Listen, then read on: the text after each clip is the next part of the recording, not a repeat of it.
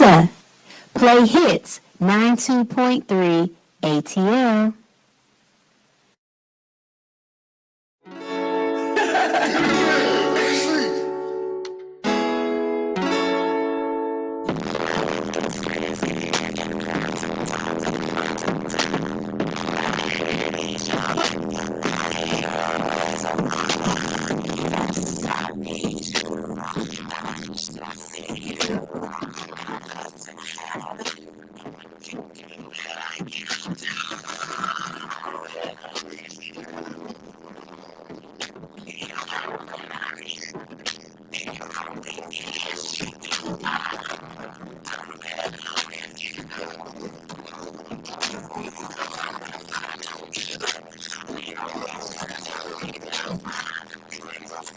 You're enough for me.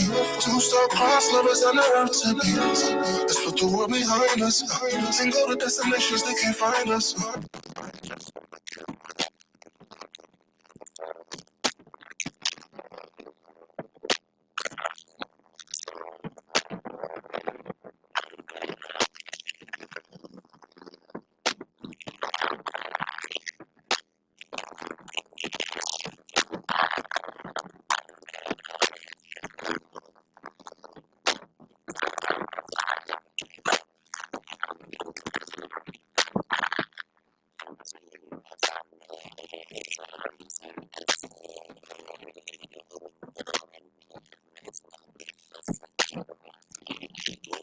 You're strong and you're turning me on. And when we get together, we can go on.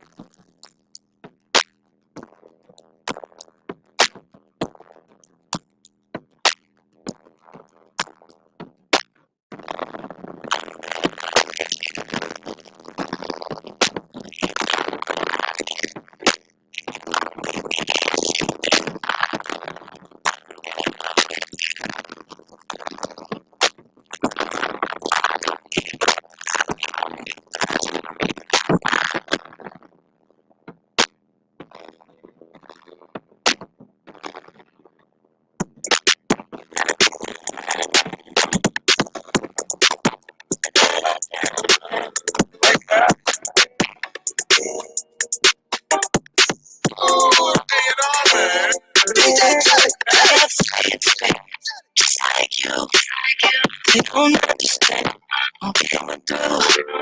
We can go back and forth, that's what we do. They gon' say it twins, just me and you. I got your back again, you got my front, yeah. That's how we love, we do what we want. Letting us have a little thing, that is so good. Taking everything to do, that's why I love it tight. And there's nothing they can do about it, baby. That's why I love you, baby. And there's nothing they can do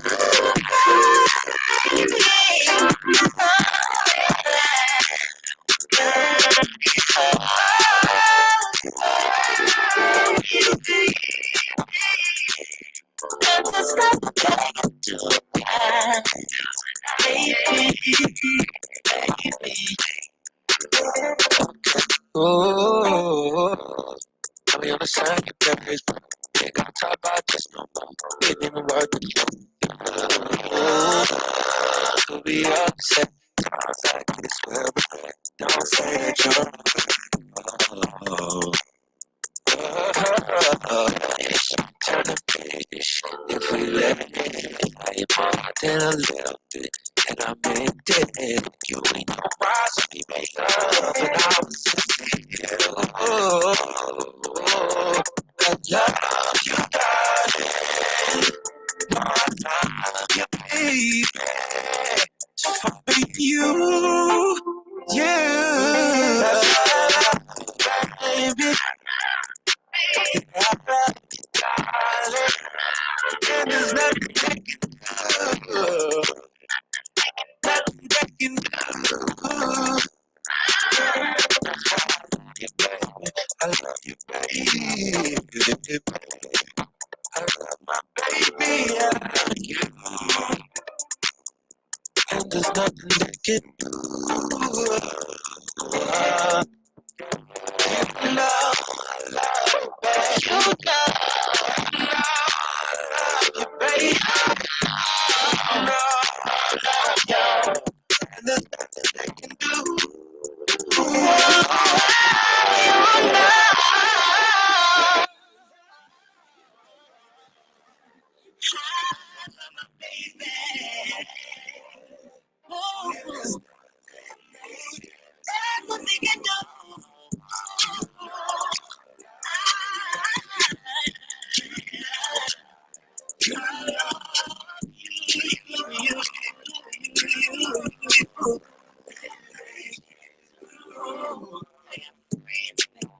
Just like you, they don't understand. I got free. Like you.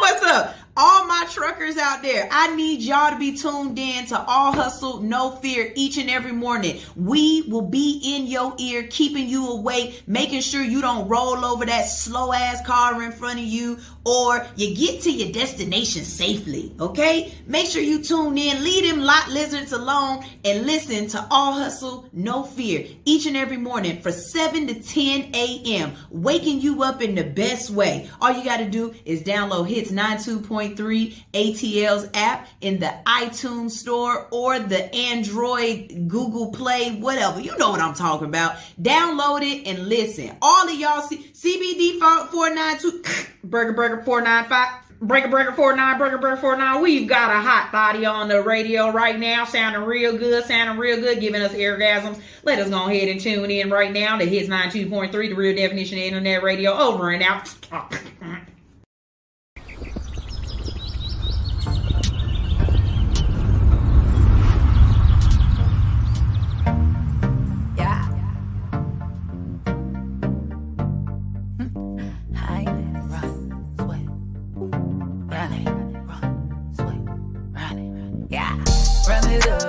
I'ma run it up, get the funds, every lump sum, get the buzz, every last one, run it up, I'ma run it up, run it up, I'ma run it up, run it up, I'ma run it up, get the buzz, every last one, run it up, I'ma run it up. I be trying to stay low key like them quicksands, but I stick out like them damn kickstands. Quick, man, have a sit, man. Lyrical hit, man. I'm gifted. How I be shit and getting them pissed, man. Man, hand me a band if I had to move my hand. Move when I'm hungry. Always eat, be going ham. God gave me demands. Take off from Uncle Sam. And I don't give a fuck, cause that nigga ain't my fam. I'm steady climbing. Kings and queens behind me. Earth girls aligning. Everything in timing. Put the G in grinding. Hate me cause I'm rising. JBB Jordan, all the gold I'm mining, yeah. Run it up, I'ma run it up. Get the funds, every lump sum. Get the buzz, every last one. Run it up, I'ma run it up. Run it up, I'ma run it up. Run it up, I'ma run it up. Get the buzz, every last one. Run it up, I'ma run it up. Yeah, coming out, dripping so hard I'm about to drown. Write that down. Hear this, be quiet, I'm smoking loud. Jumping all in the crowd, playing to win. Can I foul? Pressure to win, won't throw in the towel. Pressure made diamonds, I'm shining now.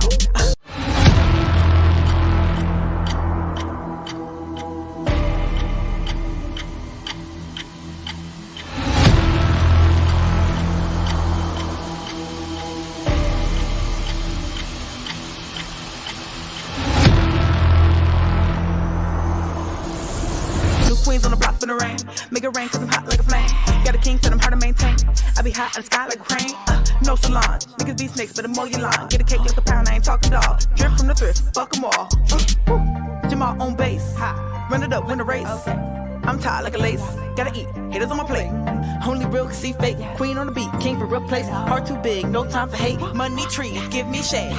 Run it up, I'ma run it up. Get the funds, every lump sum. Get the bug, every last one. Run it up, I'ma run it up. Run it up, I'ma run it up. Run it up, I'ma run it up. Get the bug, every last one. Run it up, I'ma run it up. Run it up, I'ma run it up.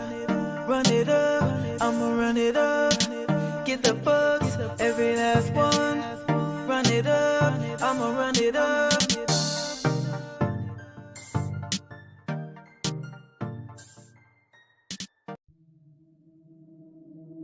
I just want to run my business and do ratchet shit with my friends, and that's it.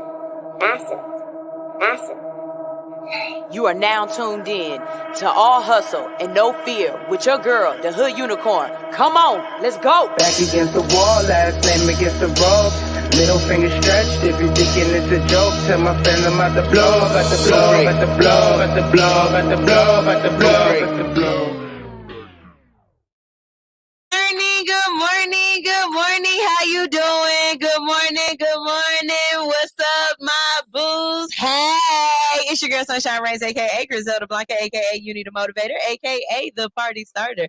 But you tune in each and every morning because I am the Hood Unicorn. I am your Frizzle Stern. I'm your, you know what I'm saying, I'm your Bobcat. What's up? How y'all doing today? What's up? This is a great day. I'm ready to get this thang-a-langin' and started. I am so proud of myself and happy about yesterday. Yesterday was such a great day. It was a lot of fun being able to have people in the studio. It was a lot of fun being able to just watch everybody networking, meeting each other. Like a lot of the people in the building, I knew them to be dope ass people, but when you get other people to know each other and to know each other as dope ass people, like Shawty Lo said, your network is your net worth, right? And so that's what I'm here to do, is to connect people so that your net worth can grow. And I absolutely appreciate everybody who showed up. It's lovely to see when people who watch the show, who appreciate the show and who like what you're doing, decide to come in and show love, So I was getting my Steve Harvey on yesterday, it's a lot of fun. I love Alex. If you did not see yesterday's show, it is up on our YouTube and on Hits 92.3's YouTube as well. We had Shawty Lo Jr. in the building. We were discussing everything from legacy rappers, hip hop community, hip hop community. My brain is saying events, but it's not events. It was articles, things that happened. We were talking about Nia Long and stuff. We also talked about voting and so forth, and just what he saw for his life and what he was trying to do in and out of his father's shadow, right? And so I really think he's making his own light. He's putting himself in his own lane, as well as paying homage to and paying respect to the legacy of his father and keeping his father's legacy alive. So I absolutely love that. It was a barrel of fun. If you didn't see it, like I said, go back and watch it. We got to play Cut Collab Concert, and we did it twice, and it was so fun because all of the people that I chose, everybody was like, whoa, yeah, who do we cut? Who do we collab with? And who do we concert with? For real, for real. Because if you cut, the artist, you actually cut their famous parent as well. So you lost everybody's catalog. And it was like, wait, if I lose him, that messes up all of hip hop. Or if I lose him, what the hell? Like, so it was really dope. I really appreciate everybody for coming in, and it's a beautiful thing. One of the things that we talked about yesterday, I played a clip that I've been listening to lately, and it's just saying how if you are around people who aren't doing the things that you are doing, if you're around people who aren't accomplishing their goals, who aren't striving to achieve their goals, or who are just in a low place, a down place, they're not happy with themselves, they are going to project that onto you. And a lot of times they try to gaslight you. They try to make you feel as if you're the crazy person. And what you have to realize is that you can make a mediocre person feel like shit. If you are not mediocre, if you are not average, if you are not just a regular normal person, or you're not trying to be, whether you are or not, if you're not trying to be that and you're striving to be more, there are going to be people who want to keep you in a box. And what I mean by that is I can control you if you're like this. I can keep you under my thumb, under my wing, or I can still feel good about the fact that I'm not doing anything if I can keep you at this level, And so in some ways, it's a way to humble you or to try to humble you, right? And if you don't feel as though you should be humbled, if you don't feel as though what you're doing is wrong, it's actually right and it's been bestowed on you by God, then fuck them. Let them say what they have to say. You know what I'm saying? Let them laugh. Let them do whatever. I actually had to teach my daughter this lesson yesterday. She got in trouble and then her brother was laughing at her. So she retaliated. And I had to let her know, listen, people going to laugh all the time, baby. It's always going to be somebody that laughs at your downfall. You don't have to attack them. What you do is you get back up and you do what you're supposed to do and you do it right. And you do it better. And you do it to the best of your ability and you keep moving. But if you're constantly worried about what somebody else is laughing at, whether it's your failures, whether it's, your hustle, whether it's just your dream, it doesn't matter what they're laughing at. Keep doing what you're doing until they beg you for a job. Message. You know what I'm saying? Keep doing what you're doing until you get to the point where they can't deny it. They have to recognize it. They have to be like, you know what? You did that. You did that. And sometimes it's not about throwing it in their face. It's just about walking in your greatness. And so for that, like I said, I played a clip and I also replayed some of it on my show. If you feel like I feel, share that not only with a hater, but share it with somebody who needs to know that their greatness is coming too. And we see you. And it's all right if you have missteps, if you have failures. Don't let people throw those failures in your face. Don't let people put those missteps in your face as if you were falling. You know what I'm saying? Hey, you could skip, misstep a little bit, but get your feet back together and keep on going about what you got to go about. So, that was yesterday. I also DoorDashed yesterday. Y'all, how many of y'all DoorDash? Because I'm telling you something right now. I've been DoorDashing for 2 weeks. Versus Uber, I really do like DoorDashing. Because only thing I got to do is pick it up and drop it off. I ain't got y'all in my car. I ain't got to worry about nobody throwing up. I ain't got to worry about this is too far. DoorDash keeps me within a certain little parameter, and I'm cool with that. I absolutely love it. What I hate 2 things. I hate apartment complexes. Oh my God, I hate apartment complexes because finding them damn numbers sometimes be the worst. Especially if I got to get out and find it within the apartment complex, like within the building, not the apartment complex, but the building. You know what I'm saying? Like the other day, I was trying to deliver one, and I had to go to each door to see which number it was. And I was calling the person and they wouldn't answer. And in my head, I'm like, I swear to God, I'm about to drop this at the front of the damn building and take a picture and be like, this is where it is. And right when I was just about done, like just about to be like, you not answering, you won't tell me where you live, and I can't find it, I found the damn door. Right when I was about done. And that's how life is. A lot of times you be right about done. Right about done. And right, if you just keep going just a couple seconds more, life kicks in and everything coasts. Everything is beautiful. You got GTA moments, like you riding in the wind with your hair, chasing prostitutes so you can hit them with a bat. Like, it's a really great thing. You know what I'm saying? So I ain't like that. Ricky ATL, he was in the building yesterday. He said the stairs. It's the stairs for me. I try to think of it like exercise. If I gotta hit these stairs, I'm gonna hit these stairs.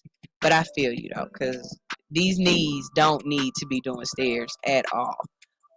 The other thing I don't like about door dashing is when a person places an order and you go there and the store tells you they don't do DoorDash no more, or they're not dashing right now. Because I feel like, why y'all didn't cut DoorDash off then? Why are you allowing these people to order food from your restaurant and you know you ain't gonna do it? Or my favorite is when you pull up somewhere and they be like, oh, we ain't got that no more. We don't have that. And it's something that y'all definitely should have. Like when you pull up and they be like, oh, literally last night, I pull up to KFC. This is a chicken place. KFC. Kentucky Fried Chicken, right? We ain't got no more chicken. Excuse me, what? We ain't got no more chicken. So how y'all gonna open tomorrow then? What do you mean you don't have no more chicken? Like, bruh, if somebody orders something, drop that shit. Like, don't be that kind of person. It's a Zaxby's. The Zaxby's on Cascade Road. Every time y'all order for that Zaxby's, every single time, I have to cancel the order. Every time. Now don't get it twisted. I will accept the order. I'll drive my ass over there, and then I'll call Uber and I'll call DoorDash and be like, they said they don't take these orders no more. So I still get paid for it. I'm gonna get my money. I figured out the the loophole, because a couple of times I canceled them bad boys and I ain't get nothing for the ride or nothing like that. But one time I was like, look, this is ridiculous. Y'all keep sending me here, and if I decline it, it messes up my overall rate. You know what I'm saying? My acceptance rate. But when I get here, the store don't take it. So what am I supposed to do? And so the guy was like, nah, you accept it and then you cancel it with us. And then once you cancel it with us, we'll pay you, a percentage of it. And okay, bet. That's what I'm going to do then. Because the hell? The other part about DoorDash that I've learned is laziness is extremely expensive. Laziness is expensive, you guys. Indulgement is expensive. And what I mean by that is our community is poor, but we're rich broke. And what I mean by that is that you don't have money to pay your electricity bill, but you do have money to spend $15 on some fucking Sun Chips. Let me explain. I got an order yesterday to go to the Dollar General. You take the little red card, you go shopping for them. It's basically like, just shopping for people, right? My order literally was for one bag of Sun Chips. When I get to the register, the bag of Sun Chips costs $4.95 or something, damn near $5. My pay was like $5, and I know that DoorDash isn't just gonna pay me $5. DoorDash gonna get their money too. So now you're up to $12 for one fucking bag of Sun Chips. One bag of Sun Chips. Tell me how in any budget that makes sense if you can't pay your rent, if you got any bills due, if you are on any kind of like that doesn't make sense to my brain. When I go to eat out, when I order food from places, my brain is calculating how many times I should be able to eat off of this or what this was. You know what I mean? Like when I order my poke bowls, I learned how to make them myself because they're like $17 a piece.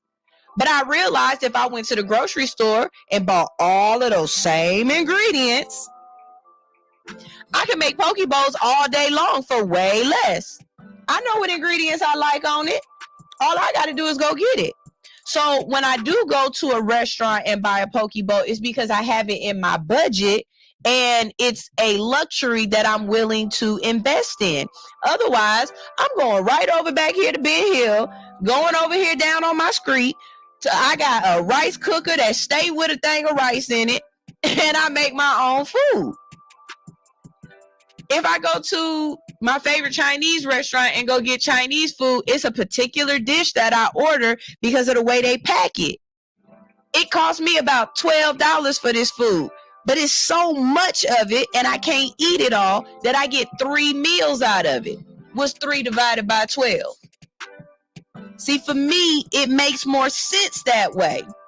But I can't understand unless you do not have a vehicle, unless you are disabled, then I understand almost. But it still becomes, okay, you don't have a vehicle. Is a $12 bag of chips really that important?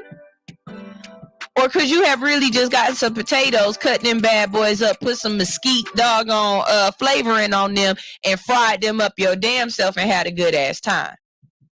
Maybe that's just my brain. Maybe I just see things differently. Maybe I gotta, you know what I'm saying? If it's maybe I don't have I ain't broke, so I'm gonna spend it mentality. But baby, I promise you, you cannot, will not, and won't get me to spend that much money for somebody to drop me off some damn food. Now, don't get it twisted. I've seen people order a spread. Okay, I get that. That makes sense. You ordering for multiple people, you probably got something going on, bet. But some of y'all out here, I digress. Don't tell me you can't afford to do your interview. Don't tell me you can't afford to promote your music. Don't tell me that you're a starving, struggling artist, because I'm going to ask you, do you have DoorDash? I'm going to ask you, what luxuries are you overextending yourself using because you're lazy? I recently posted on my on my Facebook that I am intentionally sober right now. What I mean by that is I refuse to invest any more money into cannabis. Not because I don't want to smoke anymore or not because I'm against cannabis. I have nothing wrong with weed. I love it. If you got a blunt and it's rolled up in the right thing, I'm going to smoke it with you. But right now, I'm intentionally sober because I absolutely positively refuse to invest any more money in it when there are other things that I want to do. I want to look a certain way. And to look a certain way, I'm going to have to buy clothes and I'm going to have to smell good and get some pretty panties and everything else. But guess what? That costs money. So why not divert the existential funds that I'm already using on something to something else instead of saying to myself, oh, I don't have the money for this, or, oh, I need to figure out a way to get it. No, I already have a way. I just need to have a little bit of discipline and divert my expenses to another location. If you DoorDash every day at $12, $13 a day, don't tell me that you can't afford to eventually buy a car. Because you could put that money to the side and get a beater. I just believe it.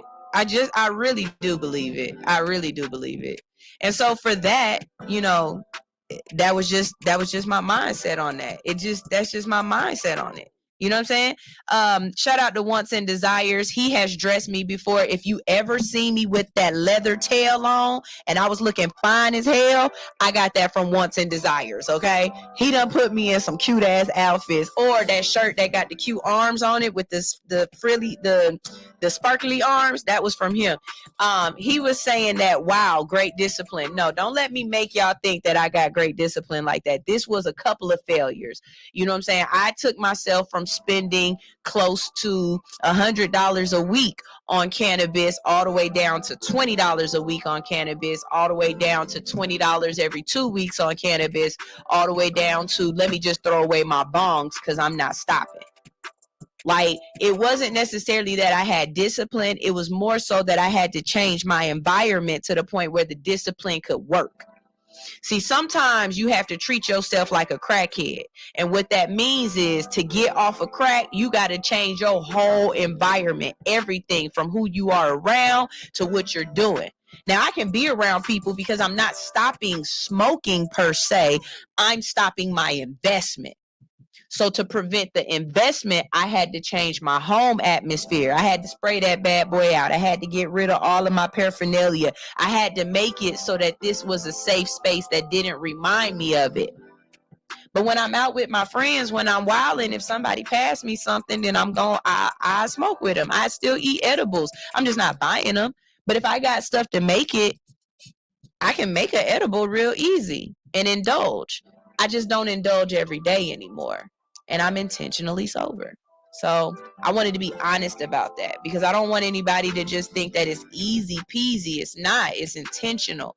And sometimes intentions override the easiness of life. You know what I'm saying? Sometimes good intentions mean even when it's hard, I'm still going to keep going. And so, you know, that's just where I am. And I have no problem telling you guys about my journey. Now, if you guys would like to donate cannabis for me, or you would like to donate me some cannabis, I am always accepting. You know, you can drop a 3.5 on me anytime, or some wax on me anytime you want to. I am all for that. Just saying. Ears to the Street said, I hate McDonald's. The lines are crazy. McDonald's is the most inefficient place that I go to. That is one of the only places where I will decline the order, because the payout versus the time spent does not make sense to me. The last time I went to McDonald's, I think the order was for $11, and I was like, all right, bet, I'm willing to do it for $11. And it was in the daytime, so I had to go inside. But I will not go through a McDonald's drive-through. I will not go through a McDonald's drive. I won't go through a McDonald's drive-through for myself. Okay, I'm one of those people where, like, I used to work fast food. I understand the fast food game. You got a time clock that you working up against. And I really personally feel as though fast food is the contract. It's in in the name, fast food restaurant is the contract that I'm signing, that I'm going to get my food fast. If I have to spend 45 minutes in a line, that is not fast food. I could have made this myself, or I could have went down to a sit down restaurant and made this food, or ate this food. If that's the case, I'd rather go to the Chinese restaurant and wait for them to make my food hot and fresh. If I got to wait 15, 30 to 45 minutes for this in a line, you crazy. My kids get mad at me all the time. Because I'll be like, let's go get some Wendy's, or let's go, because that's the only thing I'll eat, and it's just the French fries, but I get them stuff from Wendy's. But let's go. And we get there. If the line is longer than the parking lot, I'm leaving. Because y'all aren't efficient. Y'all ain't got this shit together. The only line I will get in is Chick-fil-A, because them mother suckers is efficient as heck. Chick-fil-A is so efficient that they expect you to already know your order before you get to the menu. They just assume that you know what the hell you supposed to you want. That's how efficient Chick-fil-A is. Chick-fil-A is so efficient that I don't think you check your bag at Chick-fil-A. You just go. The food is going to be right. They got everything except for Chick-fil-A on Cascade Road. Please, whatever you do, I am telling you, insight knowledge, knowing as knowing.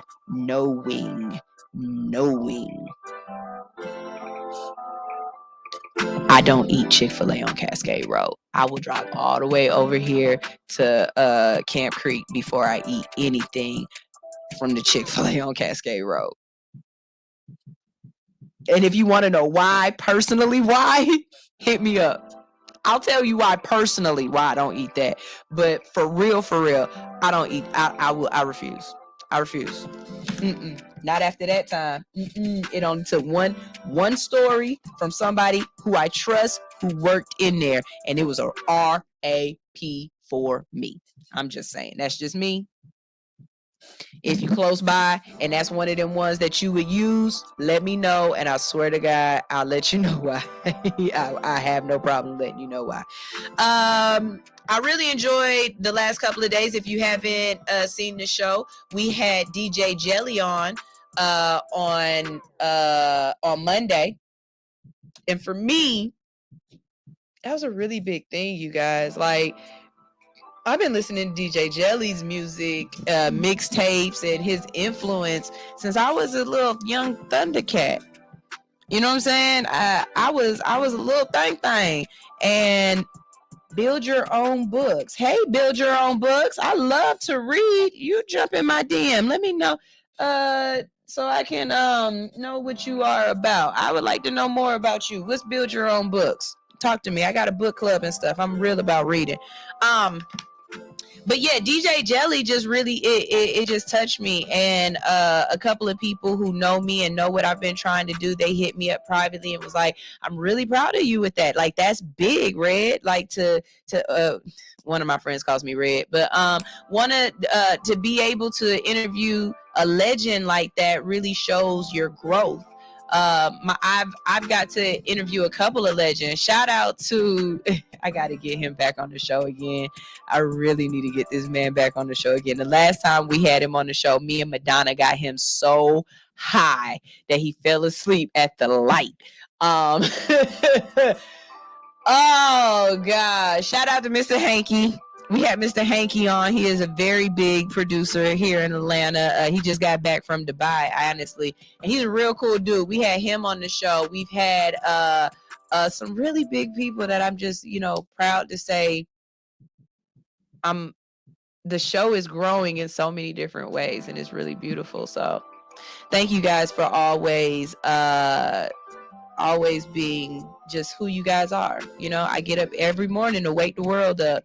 I get up every morning to try to give y'all a little bit of positivity. I wake up every morning to try to make y'all laugh and make y'all smile. And I do that because God put it on my heart. He put this on my heart way before I even knew I could do radio. He put this on my heart way before I even knew what my purpose was. He put this on my heart way before I knew my potential. I just didn't know how to put it into words. I didn't know how to put it into action. So if you have something, I keep looking at the wrong camera, y'all. I'm sorry. I got Jada set up because I was taking pictures with Jada. If you know anything about me, you know that I do everything by myself. And so, every once in a while I'll pull Jada out when I'm looking cute and I'll be like, yes, I get my pictures done real quick. But I appreciate everybody for watching and just pushing me to be the person that I'm trying to be, and like I said, shout out to the people who is just like, Red, I'm proud of you. You know what I mean? That means so much to me in so many levels when you have people who are in your corner who have watched you through your ups and downs, through your trials and tribulations. Like, no, I see you. If you don't have anybody around you that's doing that, find someone. Find someone who will be there for you when other people question your abilities. You got to have that person there for you, because sometimes God's message to you, to your heart, in your ear, in your head, is a whisper. It's a tiny whisper.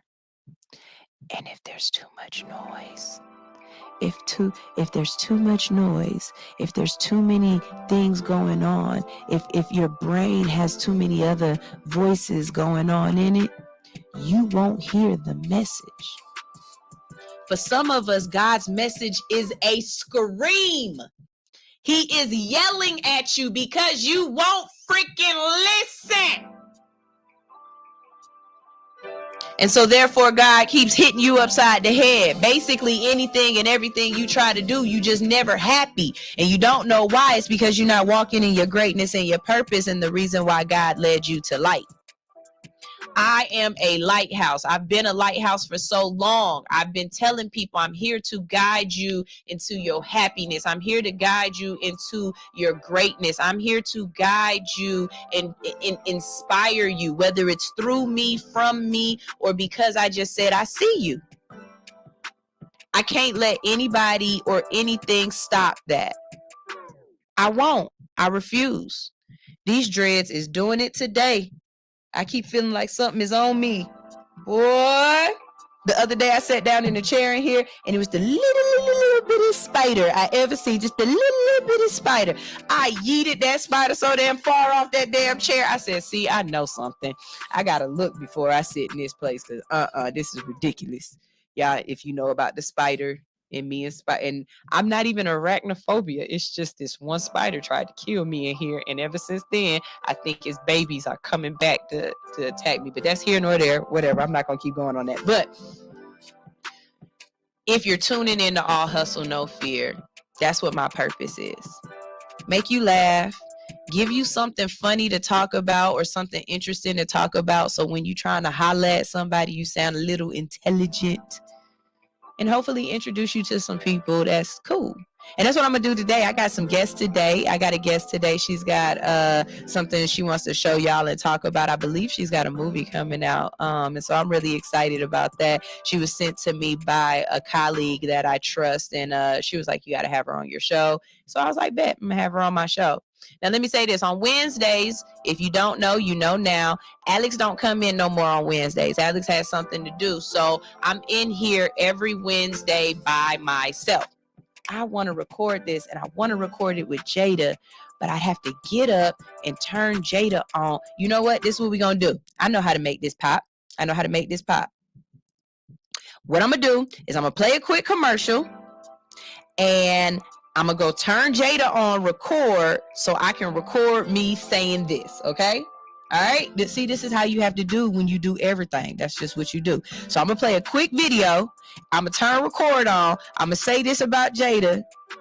No, I'm not going to do it that way because I'm looking at the time. I'm going to play my commercial break.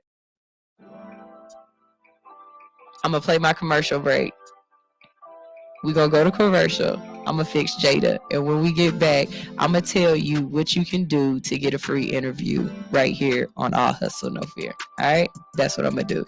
This is All Hustle, No Fear on Hits 92.3, the real definition of internet radio. Up next, we have Fuego Ellington at the end of the day. Y'all stay tuned.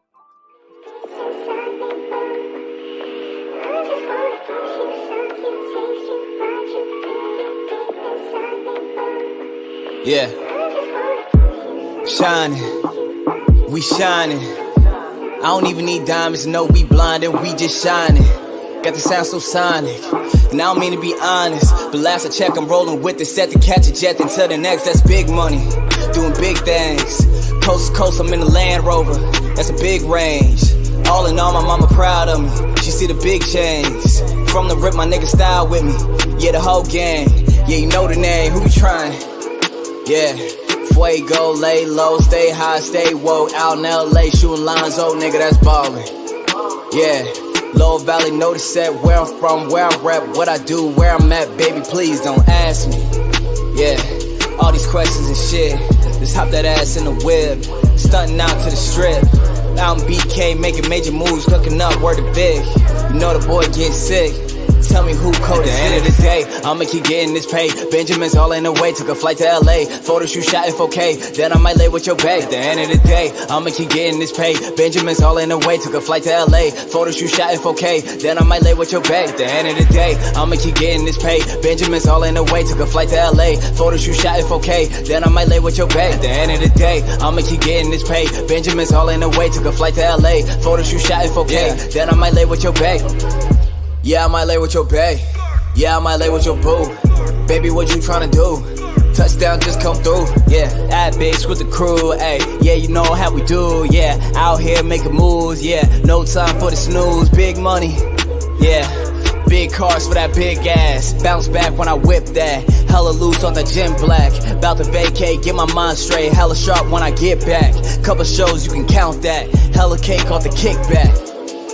Yeah. Stay true from the rip, nigga. How to cleanse out the click, nigga. How to kill off the simp, niggas. How to let go, how to level up, double up to get rich, nigga. Thoughts cross past the rim, nigga. Head high, little brim, nigga. Yeah, I'm good all across the valley. Loon boy ask about me. Cushed up when they found me. Gang, gang, gang, if you niggas trip, you can go and that's about me. Got the crew right behind me. How you niggas gon' stop? At the end of the day, I'ma keep getting this pay. Benjamin's all in the way, took a flight to LA. Photo shoot shot in 4K, then I might lay with your bae. At the end of the day, I'ma keep getting this pay. Benjamin's all in the way, took a flight to LA. Photo shoot shot in 4K, then I might lay with your bae. At the end of the day, I'ma keep getting this pay. Benjamin's all in the way, took a flight to LA. Photo shoot shot in 4K, then I might lay with your bae. At the end of the day, I'ma keep getting this pay. Benjamin's all in the way, took a flight to LA. Photo shoot shot in 4K, then I might lay with your bae.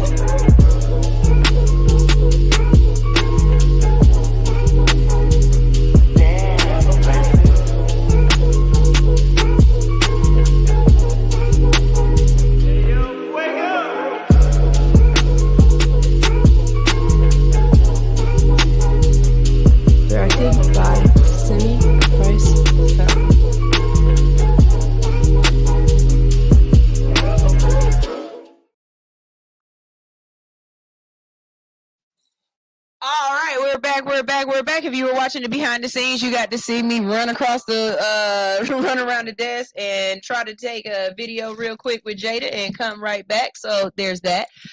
Before we get started with the show, I want to go ahead and say some thanks to some people that came in yesterday. In the building with me, I had Quita from I say Realize, but that's the first business she had that I known her. But it's from Serenity Expressions. Her name is Quita Verdell. You can call her or text her, actually, at 850-367-8053 or visit her at serenityexpressionsllc.com. She specializes in full body waxing, men and women. So if there's some guys out there who need to get they thing, they man, you know what I'm saying? Y'all hairy ass legs and shit. Y'all need to get that wax. Hit her up. She'll get all that done. She does facials, lash extensions, eyebrows, and eyelash tint. She is in Florida right now, but she travels. She came all the way up to Atlanta to give out gift bags. How cool is that? Like, that is really loving your business. That is being about networking. Like, that right there, that shit right there, I absolutely love that. She makes a rose water, and she says it's great for your hair. It's a great mist. Hold on, wait a minute. I love me a good rose water. Wait. Yes, I'm loving it. So y'all make sure y'all check her out with that. She also gave us a nice scrub. Oh, that smells like I need to eat that. Hold on, wait. That's amazing. So yeah, y'all make sure y'all check out Serenity Expressions LLC, and I'll also put this on my Instagram so that you guys can check this out. But yes, oh God, I feel ready for the world. The other thing I wanted to tell you guys about is my baby, and she looked so fine.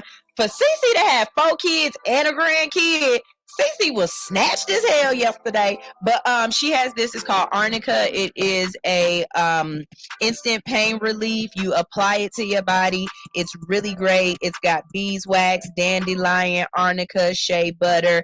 She makes them herself, and she gave it to me because I think I'm getting old, y'all. I got a mark on my leg that I don't know how it got there. I really think what happened was cousin Nicole kicked my ass while I wasn't looking, and she kicked me in the leg. Hey, cousin Nicole. But no, so she gave me that so that it can help with the pain on it. And then she also gave me some teas and told me to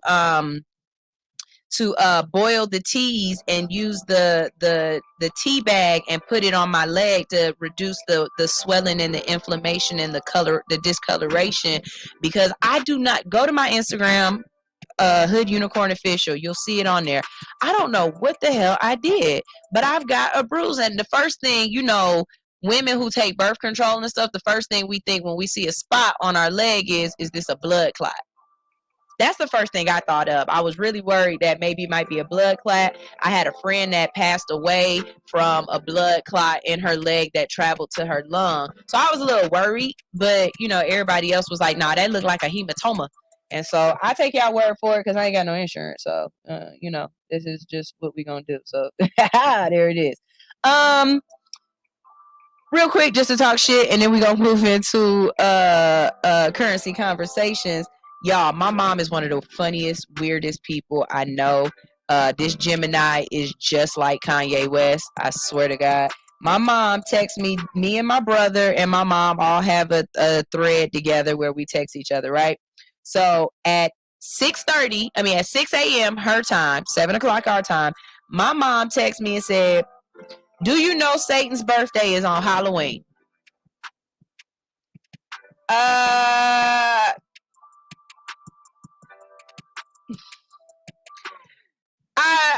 All I responded back with was, what are we supposed to do with this information? Like, do we make a cake? It's 6 a.m.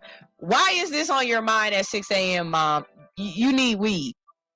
Like my mama need to smoke. For real, because this don't make no sense. And she spelled Halloween wrong.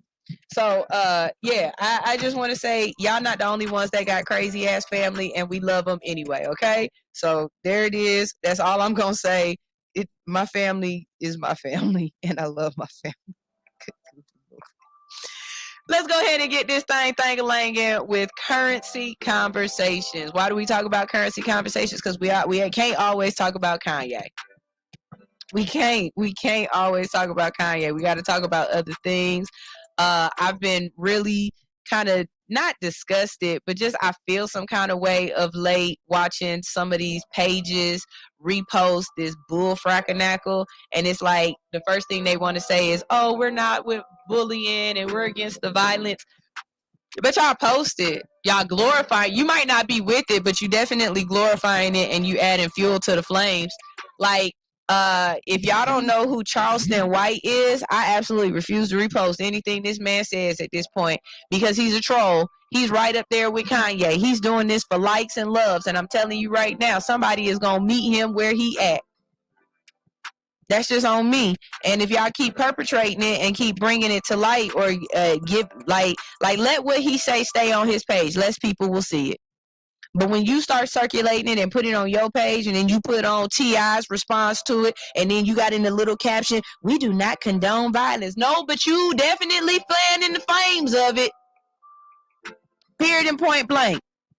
That's just my opinion. If I'm wrong, say I'm wrong, but y'all ain't gonna say shit. And if you got an opinion, you can always call up here, 404-254-4347. Say how you feel. I don't care. Actually, I do care. I want to hear it. All right, y'all. It's time for currency conversations. We've got Mel B, Jay's Pizza, and Bad Mayor. I'm gonna start with Jay's Pizza because I'm excited about this one. You could look at this multiple ways, but I don't see this as a bad thing. Jay-Z invests $16.5 million USD dollars. $16.5 million into a robot-powered restaurant called Stellar Pizza. It's a mobile pizza. So listen, Jay-Z continues to expand his business portfolio with a series of sound investments. His most recent uptaking includes investing $16.5 million into a soon-to-launch mobile restaurant, a mobile-powered pizza restaurant called Stellar Pizza. At the beginning of the year, Hypebeast reported that the founding members include 3 former SpaceX engineers, Benson Tai, Brian Lagone, and James Wasassian, who have developed the automated truck service promising to deliver gourmet pies right to your doorstep. Business mogul Jay-Z has entered the Series A financing round with his venture capital firm, Marcy Venture Partners, who have also invested in major consumer brands, including Therabody and Savage Fenty. Stella Pizza is hoping to become the future of pizza delivery with its automated robotic pizza truck that will reduce the cost of labor and expensive real estate. The project aims to use low-cost robotics that will serve consistently delicious and high-quality pizzas at an affordable price. Stellar Pizza has launched at the University of California this fall, and currently the truck has the capacity of making 420 pizzas, 420, with a single pizza taking less than 5 minutes to prepare. So what do y'all think about that? I think this is really great. And the reason why is because, be perfectly honest with you, I don't want y'all touching my pizza anyway. I've had arguments over this over and over and over again where people are like, you can't wear gloves when making pizza.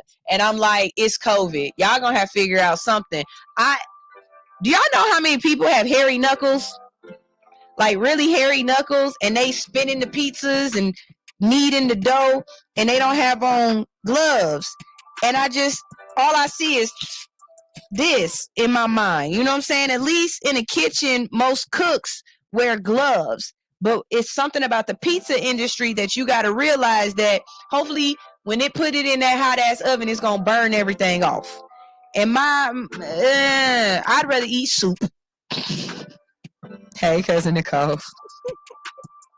I'd rather eat soup. Like, I'm not gonna do it. I can't do it. Cousin Nicole, I was thinking about you the other day because, I've been talking junk about how y'all eat soup, but I want some chili.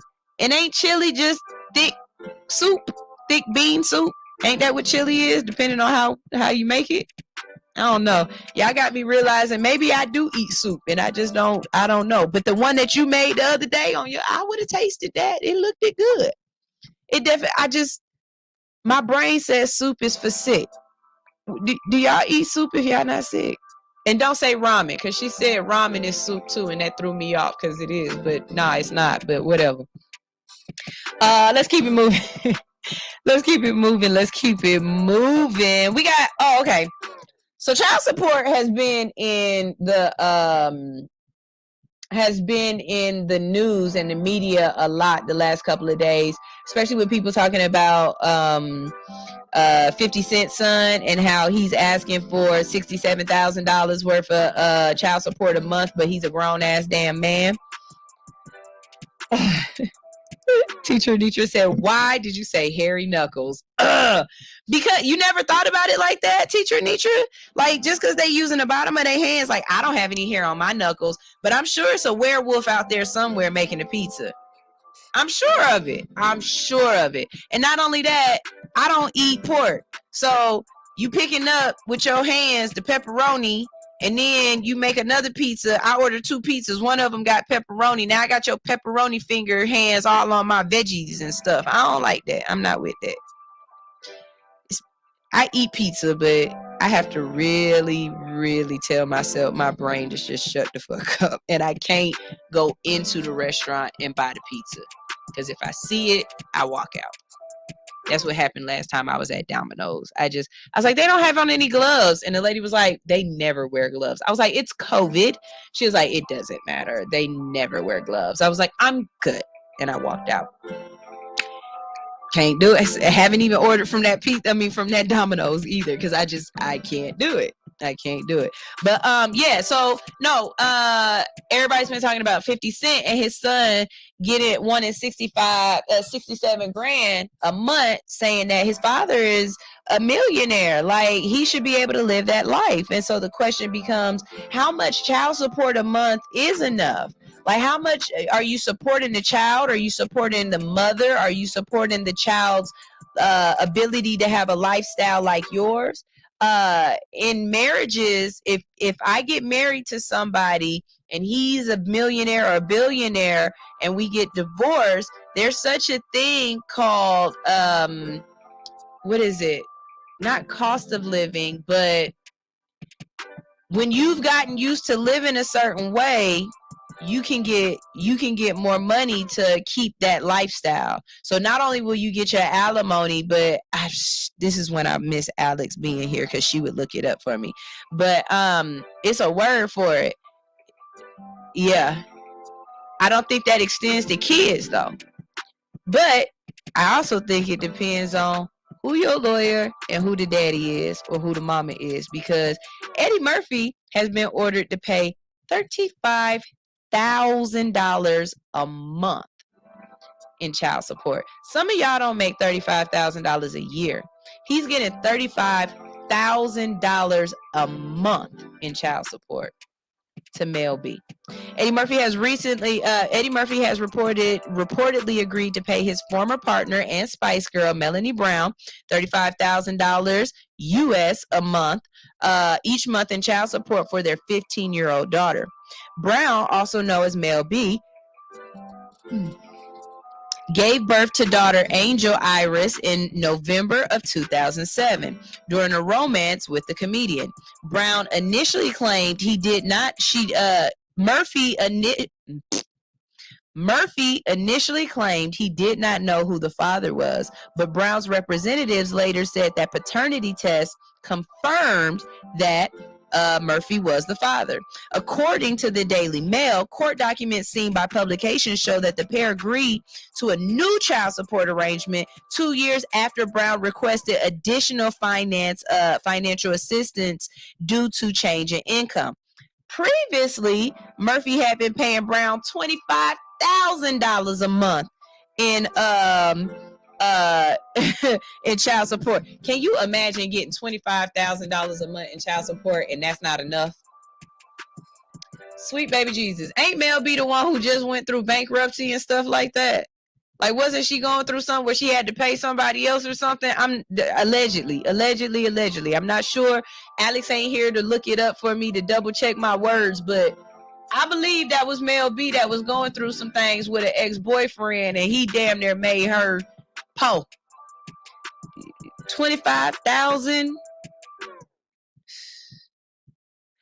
New documents reportedly state that the comedian, who has fathered 10 kids with 5 different women, is extraordinarily high earner. No shit. Don't y'all say shit else about just Nick Cannon if y'all not going to include Eddie Murphy in the conversation. From now on, it's Nick Cannon, Future, and Eddie Murphy. We got to add him to the list. According to newspaper, Brown will receive new payments retroactively from October 22 up until Angel turns 18 in 2025. It is reported that Mel will also cover the former Spice Girls. That Murphy will also cover the former Spice Girls attorney fees of $10,000. However, the filing holds Brown responsible for add-on costs such as health insurance and educational costs. Shit. Health insurance ain't that much. Hell, you better get some Obamacare. What? In her 2018 memoir, Brown claimed that Murphy had asked her father for her hand in marriage when they were together in 2006 and got a tattoo of her name on his thigh. However, she says she doesn't know why he denied paternity of their daughter until tests had to prove it. In her book, Brutally Honest, the singer said the pair had planned to marry and she became pregnant with Angel, but she flew home to Leeds after feeling unhappy with the way Murphy lived.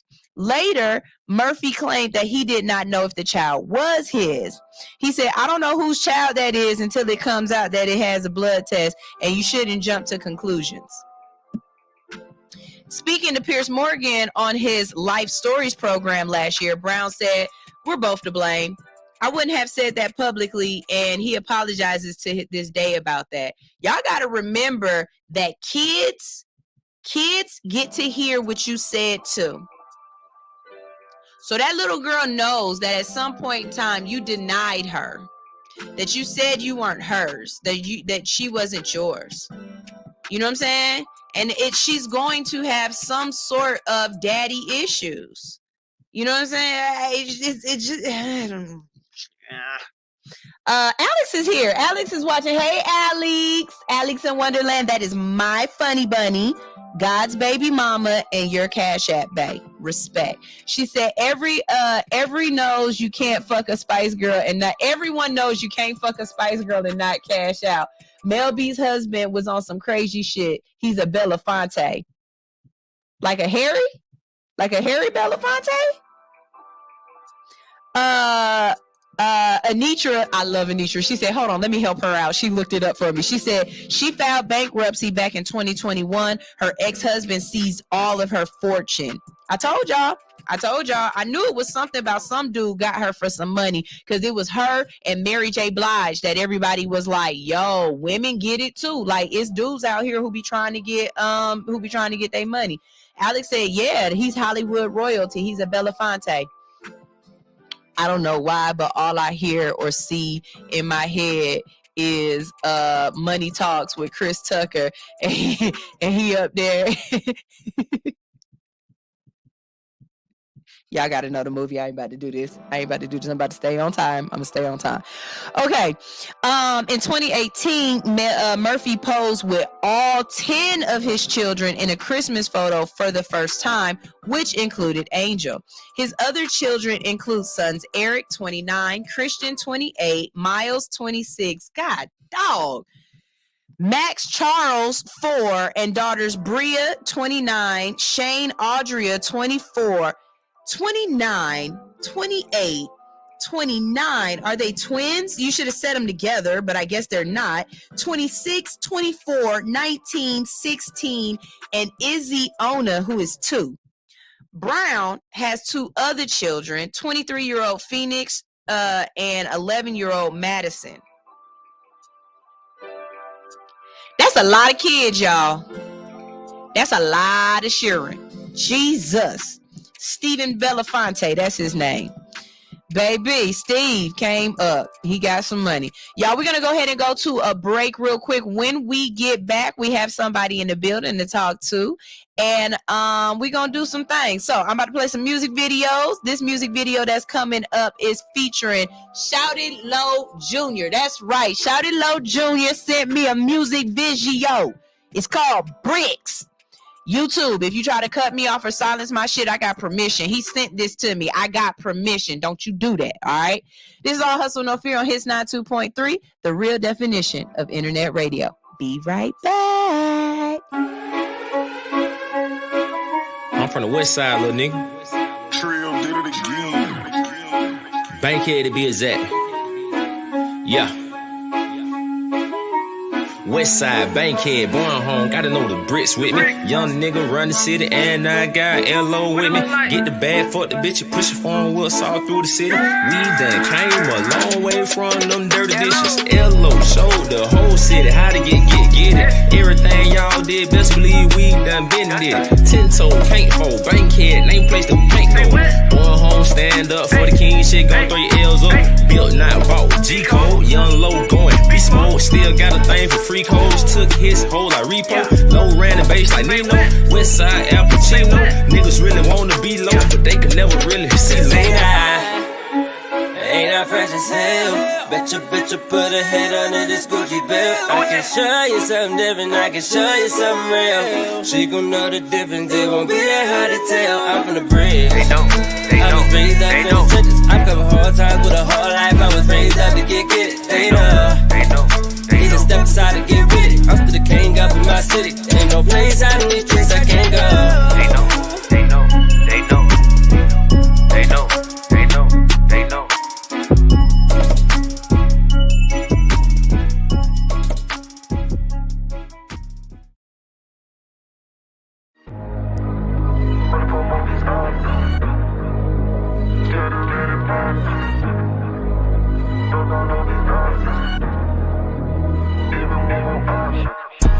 Post up, riding with my niggas, yeah. Had to tell these niggas I don't need a hand.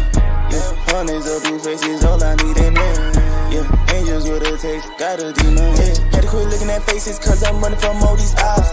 Bankrolls at my waistline, I ain't scared to let it pop. It's that new religion, we ain't know about all these nonsense. Watch how they gon' take it if you give him one more option. I just need to be free from all these flashes, but this shit don't get to me. Why she keep on flying, but I still stay on my feet. But still stuck in my ways, but my shoes just been on these. Got this shit on me, don't you get misplaced. Still stay on my race, cut that shit to the chase. Ain't got a lot in my face, still stay on my race. If you talking, then phase me. None of this don't phase me. Water dripping sensation.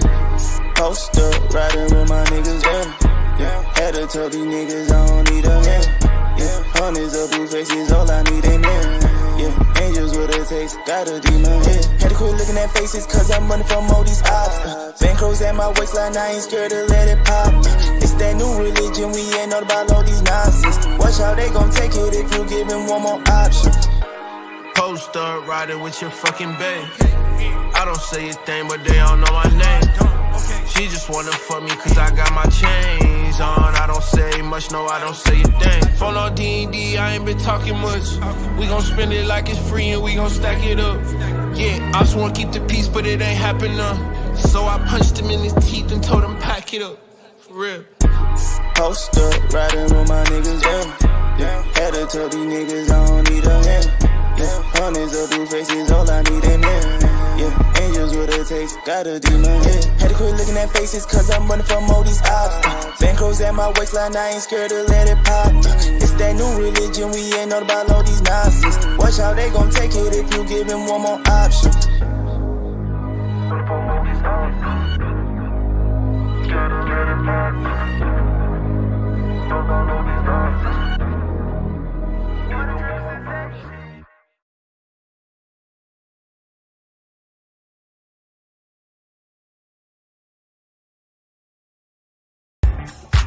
It's summertime. It's hot outside, and everybody wants a clean ride. Well, now you can relax while your car gets wet at the Wash Atlanta, 5269 Stewart Mill Road, Douglasville. Now open Wednesday through Saturday, 9 a.m. to 7 p.m. at the Wash Atlanta. Tuesdays appointment only. Just call 404-645-1554. That's 404-645-1554. The Wash Atlanta, 5269 Stewart Mill Road, Douglasville, Georgia. You and me, no falling back. No, you have my heart forever. 1, 2, 3.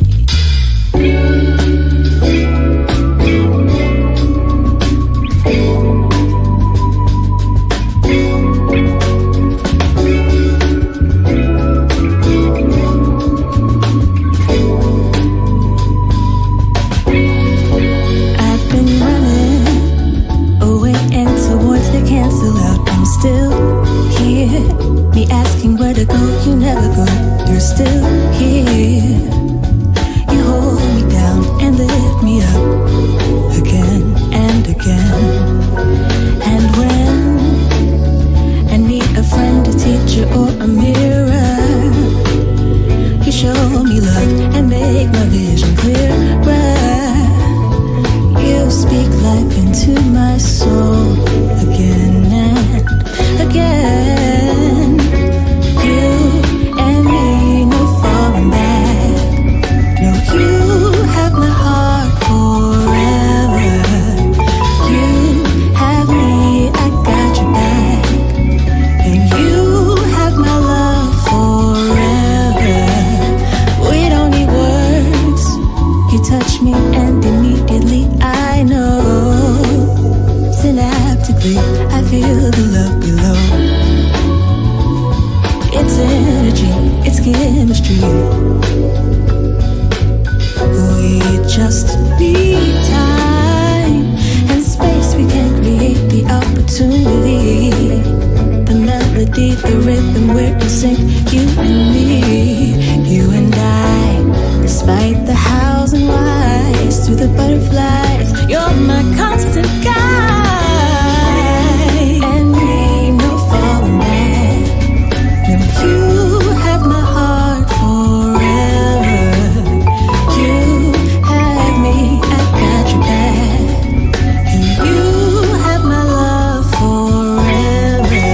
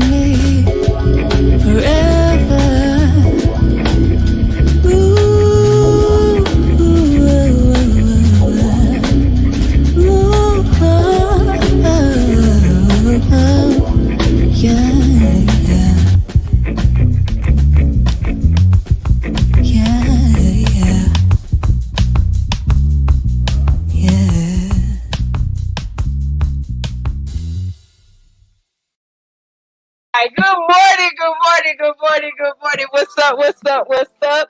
I have a interview in the building with me. First of all, Alex is over here cracking up, okay? Alex is watching the live, so if you guys are in the live or whatnot, Alex is definitely responding to you guys in the building with, oh, wait a minute, hold on. I didn't get your camera up because you got a camera right there. Let me add your camera. Y'all know I'm doing everything myself today because Alex ain't here. Alex, I hate it when you ain't here. I feel like a man that can't cook for himself. I'm about to eat. Is it 3, 2, 1? It's stuck one time on one. Now go live. Let's go live. Now stop playing with me now. Don't stop on one. Don't stop on one. It's just stopping on one. That's all right. I'm gonna send you all this, and you gonna upload it and everything, because they gonna catch this on your live, right? We on IG here. Hey, IG, how y'all doing? Waking up all early and everything, and y'all kids ain't gotta go to school. I know, girl. I ain't never had that many days off. Ever. This is the first. Wait, first of all, we gotta do this right. We can't. Our grandmas would be mad as hell letting somebody come in the house and not introducing them. Good morning, good morning, good morning. In the building with me today, I have Moni Sutton. I said that right? Yeah, I tell people, long as the check right, it doesn't matter. But it's money in the middle, Lord Jesus. Yes, I know. How you doing? I'm doing wonderful. How you doing? I am up early this morning, but thank God your energy is that's what's getting me through it, girl. That's what's getting me through it. I love it. First of all, let me say this: your makeup. Yeah, did you do that? Girl, 5 minutes, no eyebrows, and throw a hat on that thing. Hey, look, y'all Yes, better ma'am. tell her. With me, only thing I need is some eyebrows and a eyelashes. After that, look, you ain't gonna get no more unless I'm really feeling like I want to be fly and sexy. Then you might get a little bit of rouge on the cheeks. But basically, I woke up like this. I took my nap like this, and I woke up like this, because this is, But you know. Well, I didn't wake up like this, but I was like, Lord Jesus, you can't go on now looking like that, okay? How they say, but I am that type of person who do look good without her makeup. Oh, and I can tell the look. cute ones. You got better take that makeup off sometime. I can tell the cute ones. These things, I get divorced from in 16 days baby, when I see that makeup off. Yeah, this is gonna be a real good interview. I already know this. This is gonna be hilarious.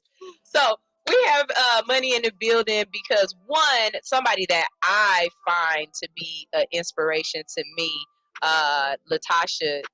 She has a show here on Hits. She left for a little bit because she created life. I mean, what other reason should you leave for other than bringing a whole tiny person into this world? Absolutely. You know what I'm saying? But she's on the news, and I don't want to lie and say the wrong station, but she's 11. On the news. Thank you. She's on the news, and she's a real journalist. I mean, she's an amazing person, and she's absolutely gorgeous, and she's so down to earth, and I love her abundantly. So she hit me up, and she was just like, "You need to have her on the show." I didn't ask no other questions. Ask her what day. Ask her what day she want to come in, and we've been texting back and forth. And I'm just, when I say first of all, y'all didn't hear behind the scenes, heard it. But what did you say? This country slang that you said. That country slang is, you know what? They got the butter from the duck, baby.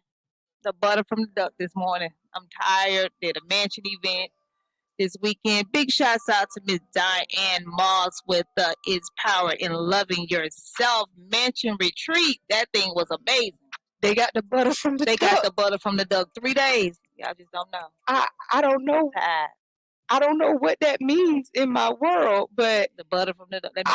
I'm gonna use that. In my world, I need to use that someday, one day. Oh, I got a couple. Really? You're going to hear them. Okay, I got a couple. So where are you from? Because that is a different southern. I know everybody is not from Atlanta. Let me just throw that on out there. How they say, if you didn't come up in APS system, you ain't from the A. That's what they say. I'm from the A. I'm not a Grady baby, but I'm definitely from Atlanta. Okay. And you know what? At this point in time, I'm really with the folks who don't even want to claim Grady babies anymore. Because if you knew who Grady was, you know what I'm saying, he wouldn't want y'all claiming his last name. He he was a philanthropist, and he was definitely into medicine, but he was not into black people. See, that's so, it. You know, I don't even know who he is. Really? Oh, man. So I'm not from here. I'm a transplant. I've been here for about 20 years, though. And one of the things that I noticed when I moved here from where I'm from, like from Ohio and from California, was that all of y'all streets, it would be the same street, but the name would change ever so often. Yes, it will. Bankhead, North Avenue, Veterans Memorial Highway, and then it turned into Ponce de Leon at some point, going all the way down. And if you've ever taken that one street, I can take that street all the way from the east side all the way to Post Road. I've made it on that street all the way to Post Road from that one street. One. Mm-hmm. And 285 go all the way around. Right. 3 times. Now, I had to figure out why y'all renaming the streets like this. Like, wouldn't it just make sense to keep the one street the same name? Nah, they trying to get the hood out. No, I'm gonna just say that what it is. Yeah, no. So it's actually about slavery. What it was back in the day, white people didn't want to live on the same street as black people. Mm-hmm. So even though it's the same street, they would just change the name, and this was the black side, and this was the white side. So that got me thinking, well, what else y'all doing out here? A whole lot. So as I started seeing names of stuff, I started looking them up, and I realized all of the streets downtown are civil rights leaders. The names of the streets, that Baker, it was another one. Don't make me lie right now, okay? But those are civil rights leaders. That's why those names are like that, okay? Wow. Or they're Confederate slaves, okay? Or KKK members. Right. Mm-hmm, that way. So, Ben Hill, y'all think it's just a hill that Ben. No, Ben Hill was the name of a man. When I looked it up, because everybody Ben Hill, Ben Real, Ben Hill, you know what I'm saying? Ben Hill Wreck and stuff like that. When I looked it up, I found out this man was extremely racist. So I stopped wearing and copping the Ben Hill stuff. So definitely pay attention to not only what you're saying, but who it's about, because y'all are keeping that legacy alive. And keeping that legacy alive out of a black person's mouth sound kind of retarded sometimes. You know what I'm saying? I don't think a lot of people get educated on everything. And I mean, even right now, you're giving me educated. And I mean, I've been here all my entire life. So I just know that I just feel like what a lot of people did here in Atlanta, especially when the Olympics came, and Katrina hit, them black folks didn't, they weren't used to living the way we were living down here. Right. So, a lot of them didn't go back. So what they did was they gave everybody a package, Section 8, gave them some money, packed them up, and boom, we're going to change the name. We're going to throw some white folks in here, and we're going to move them right on out. So that's exactly what they did. Yeah, Techwood is a extreme. Bankhead Court too. Yeah, that's Canterville. Yeah. We can name a couple hoods. We can name a couple of hoods. Yeah. If you go down Bankhead right now, and not only that, but it was another street I went down where I was like, oh, this is gentrification coming. You know what I'm saying? And it's Hallowell now? Like Hallowell? Yeah, Hallowell. Mm-hmm. Yeah, don't even sound right. Or when gentrification is coming, when you're in a food desert and all of a sudden you start seeing grocery stores pop up. That's when gentrification is coming. Yeah. You know what I'm saying? So I want y'all to pay attention to stuff like that. But we're not here to talk to her about that. We're here to talk to her about what she got going on. So for the people who don't know you, tell us who you are. Tell us about yourself. How you introduce yourself, or how did they introduce you at this retreat, this extreme conference that had you just pirate and suck the butter out the duck. Yeah, they took the butter from the duck. Butter from the duck. Well, look, first of all, let us give a really big shout out to Latasha. Mm-hmm. Latasha is an amazing person, not just on the outside, but on the inside. People can look so beautiful on the outside, but on the inside, she's really sweet. She's helped my family. And she's really dear to my heart. Me and her been in media for a long time, and I really respect her. I respect her grind. And I think one thing about Black women, we don't support each other. And I always say my sister is never my competition. She's my sister. So Big shouts out to Latasha. Now, let's get into it. Yes, you guys, let me bring out my radio voice. It's Money in the middle. She's in the middle. Okay, I am your actress. I'm your mom. I'm your model. I'm the radio personality. I do everything, Lord Jesus. I got 18 jobs like a Jamaican. Hey. So I know, right now. So look, this weekend we had an amazing event which is called It's Power in Loving Yourself Mansion Retreat. It was super, super amazing. We had Fantasia there, Leandra Johnson, Tawana Braxton, and myself. All of us was great speakers there, but they got the butter from the duck, girl. We tied. It was a 3-day event, but I learned so much. Now we had Kendall, Fantasia husband. He is the bomb.com. Okay, I mean, this guy is amazing, and he taught a lot of things on self-healing, business, so many different things, and it was really great and educational. You know, I'm not really big on sitting up in somebody's classroom or doing that like that. But when they're talking about something that we really need to hear, like self-healing, and because there's so many suicides going on, so many everything going on. You know, the world is the just life right now. The life is just, you know, I tell people right now, you need to stay very close to the people you love, and you definitely need to stay prayed up. You know what I'm saying? And the people who you really cherish the most, keep them close. Yes, definitely. So yeah, that's a lot about me. I've been in the radio business for about 4 or 5 years. Everybody know I work with World Star. And then also World Star! I know, you know, with the crazy stuff happening. So I'm gonna have to tell you my World Star story. You gonna love it. No, you no. Keep on. Keep telling about you. But I'm gonna tell you my World Star story because I need you to go back and tell World Star what I said. Okay, I'm gonna go back and tell them what you said. Right? Can I get 10%? They might pay you. Yeah, if you get me paid for what I said, I showed you get 15. Look, y'all know I be trying to hold that money. Not tell you something. You get me paid, I give you 15. You want to be my manager? I'm okay with it. Look, I tell people, you know, I throw that code on that code 95. There Money you go. code 95. But I've been doing acting now for over 7 years. That's why I'm here today. I am here promoting this amazing film called Trans Me. It will be in theaters October the 22nd. Let's say it again. October the 22nd. We will be at the Silver Spot Cinema up there at the New Braid Stadium, the movie theater that's up there.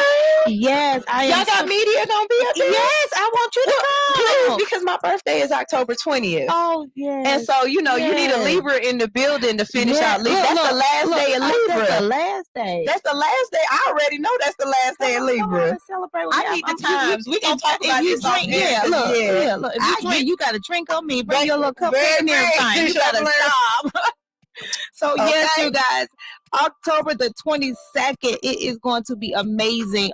This here is a amazing film. It shines light on the LGBTQ, RSTUV, WX, and Y and Z community. Y'all know I just be acting stupid. Because you know y'all. Nah, it's a lot. It's a lot of it. Y'all know how we say on the show. How they say? Because you know it gets sensitive. Yeah. But when I tell you this movie is so amazing, so dear to my heart. Big shouts out to the directors.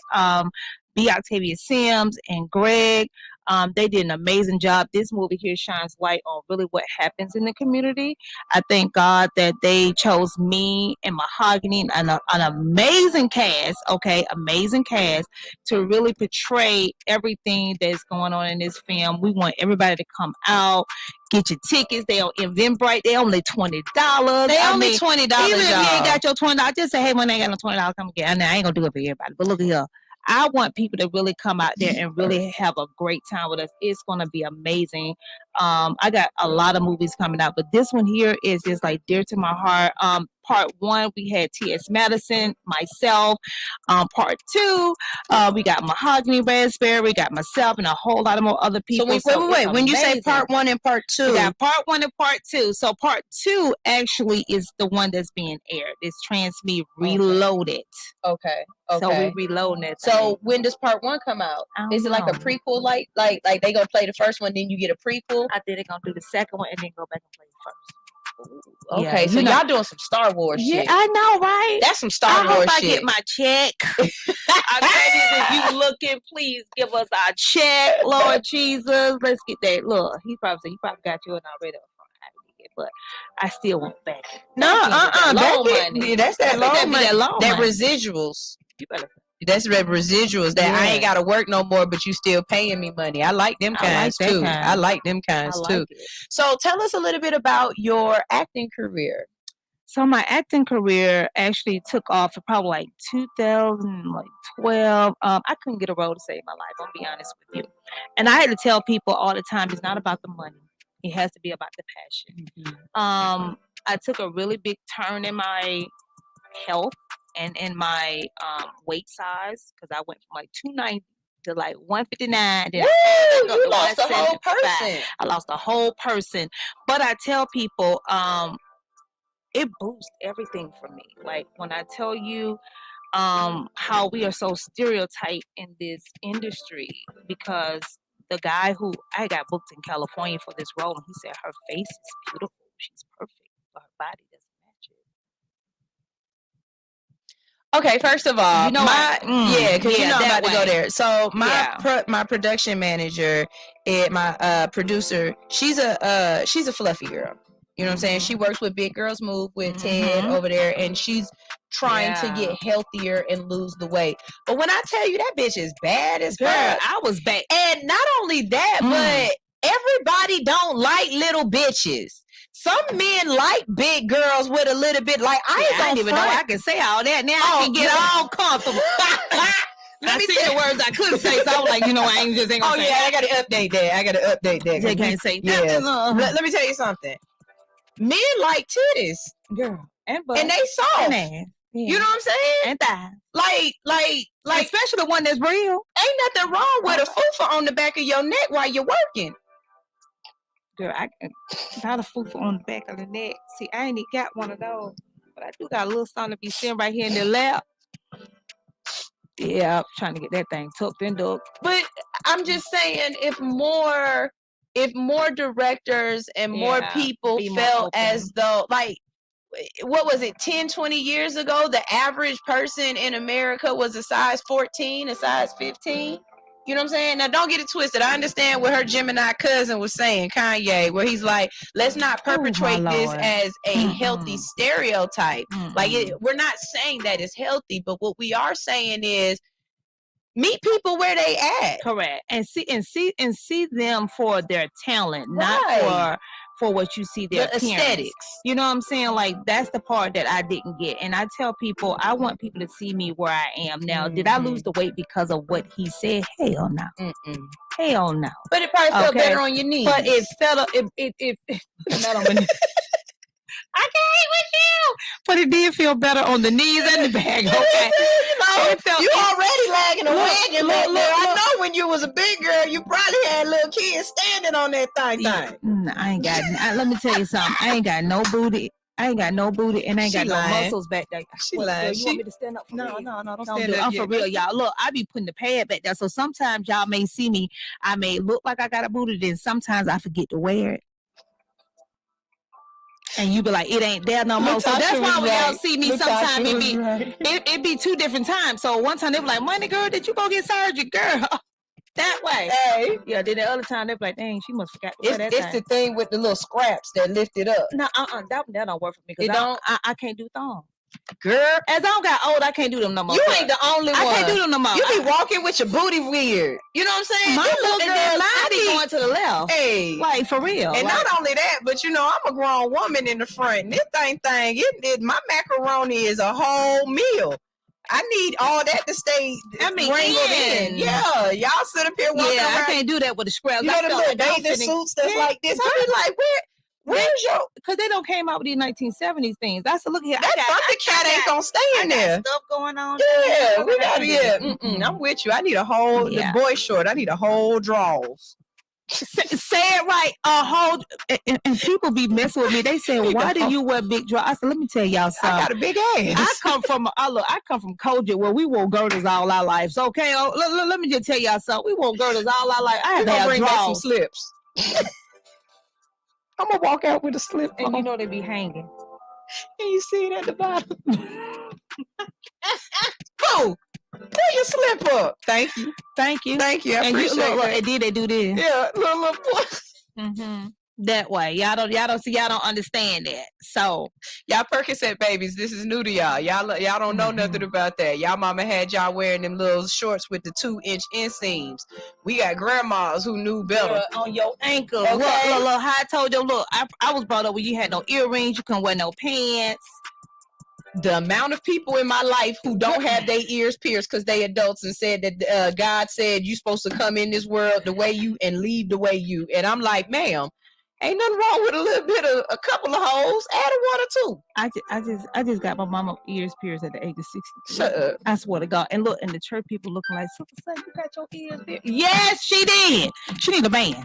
I'm gonna tell you one that I can't wait to implement on my daughter. Go stand over there and touch your toes. If you can't bend over and touch your toes, and I see your hoo-ha, you can't wear that. My daughter gonna wear Ashpagash to prom. It's gonna have a little. She gonna put a little cell phone right there in the little pocket. Be damn, y'all. I'm telling you, girl, look, I told my kids, look, I had to tell I have 3 daughters, okay? And I mean, I don't even, no, yes, pray for me. I've already told my baby hair girl. bill gotta be expensive.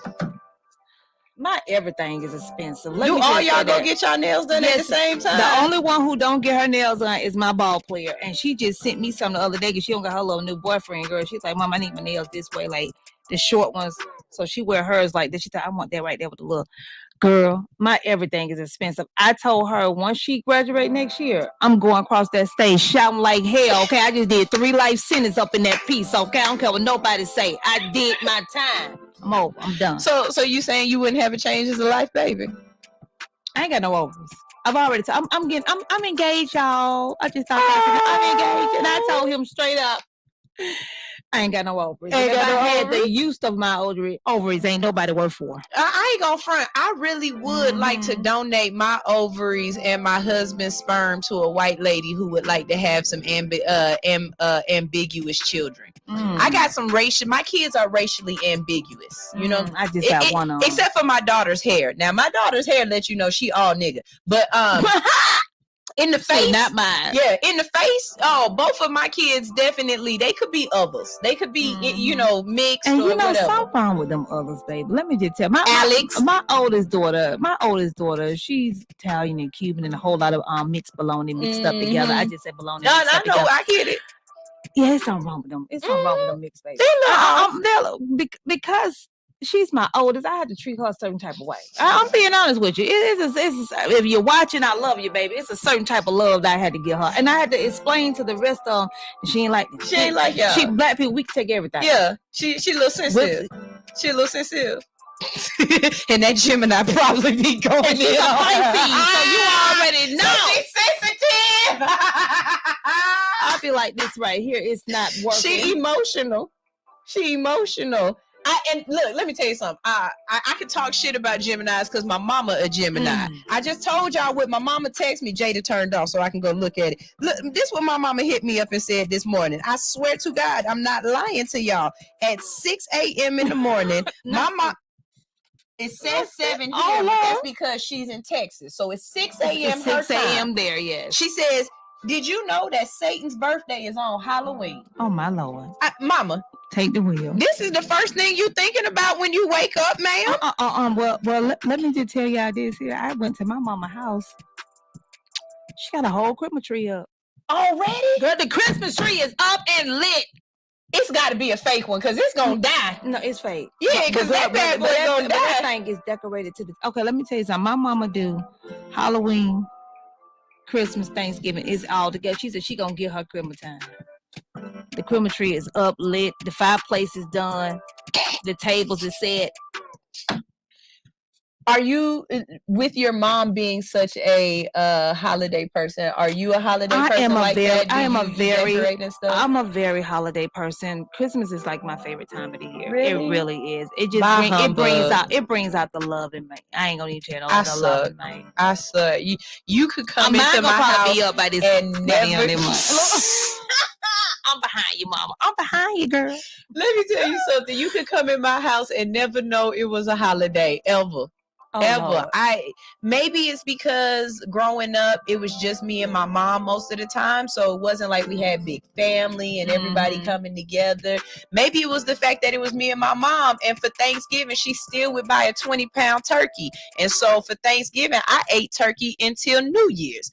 I don't know what it is about that spread of time that for me I'm just like, when is it? Maybe it could be that I've worked in the mall a lot in my life, and they started playing Christmas music too early. in July, baby. Christmas just ain't Christmas without the ones you love. You better stop. Okay, and I promise you, Mariah Carey. Oh yeah. Now I will say this year, I am not gonna put out candy and cookies and milk for Santa Claus, but I am gonna put out some glitter and some mimosas for Mariah Carey. I'll take that.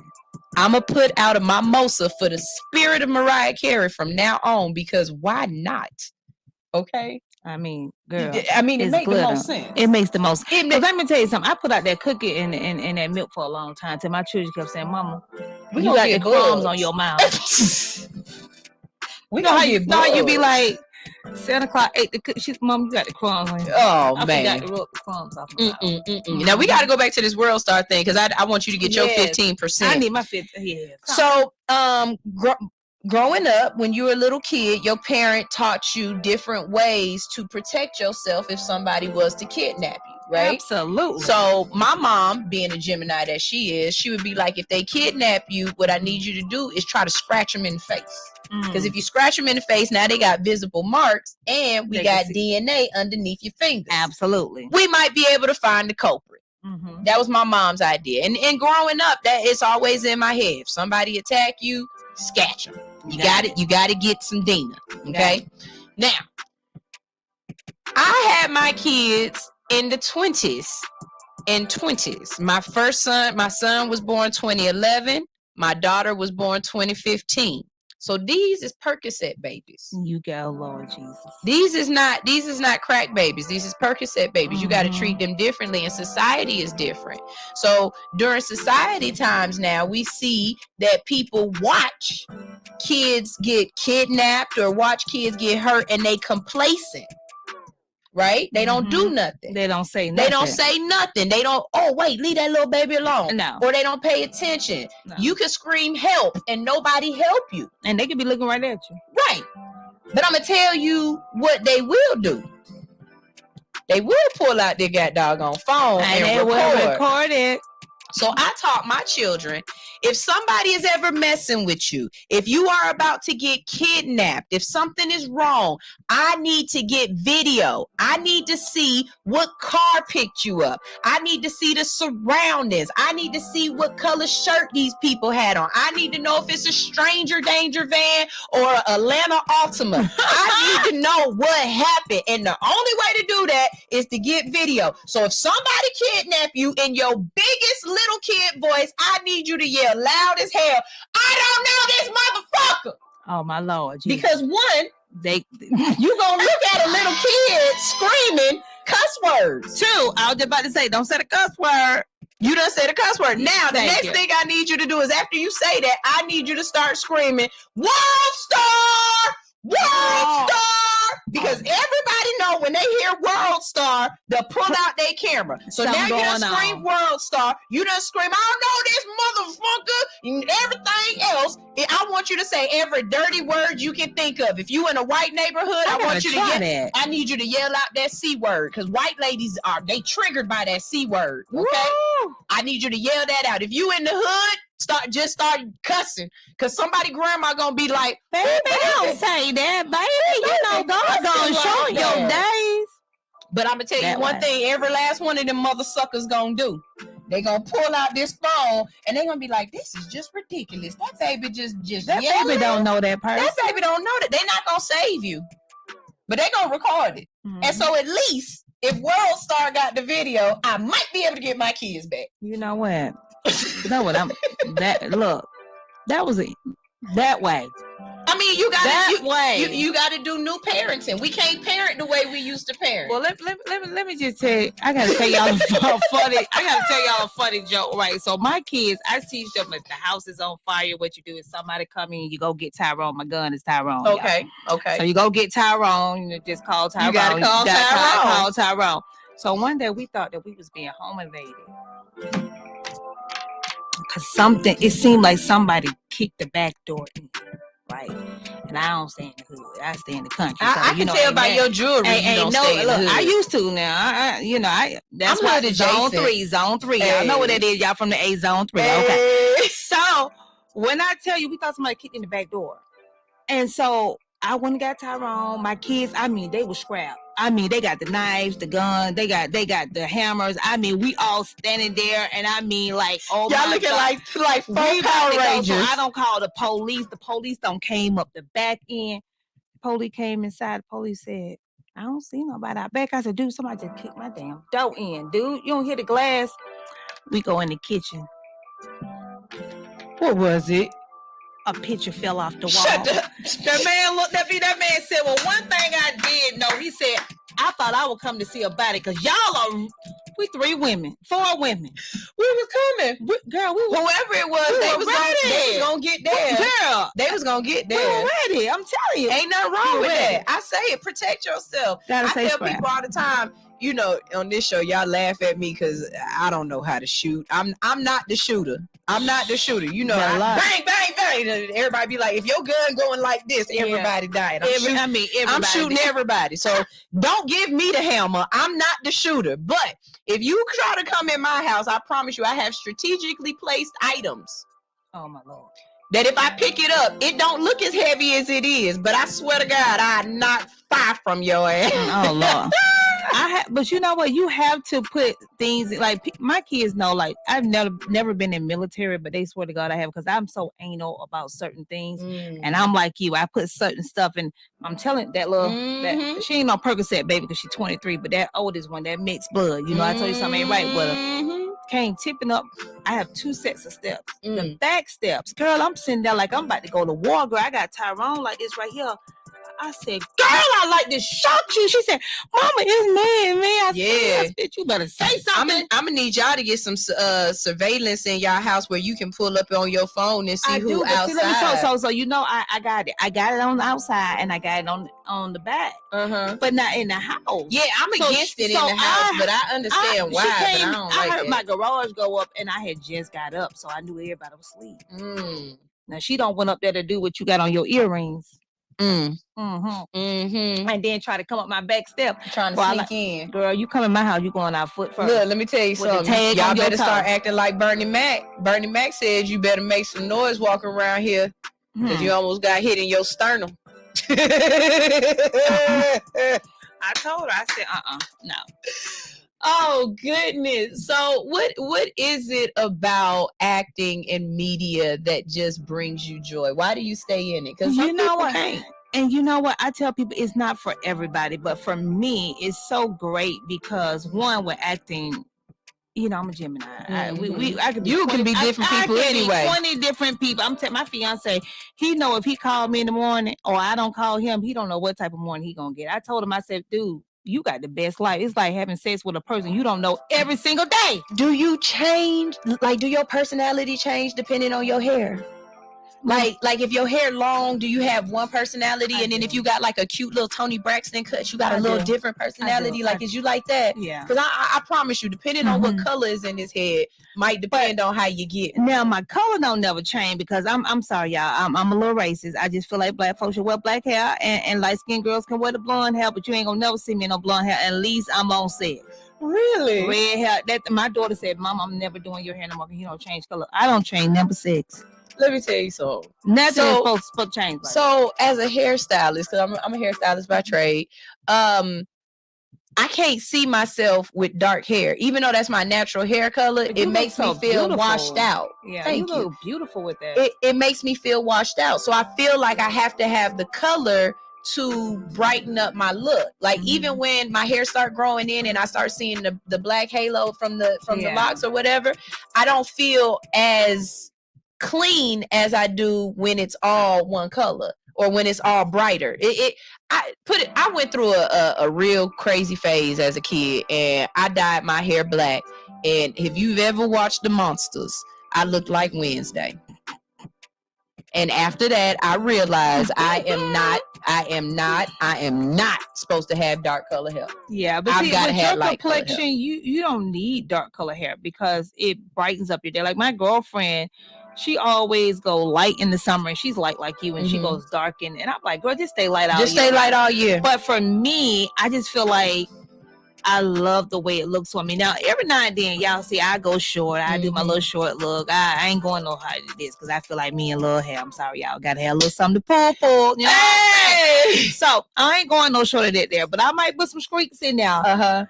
My daughter been trying to get me to get like that color, like the turquoise down here at the bottom.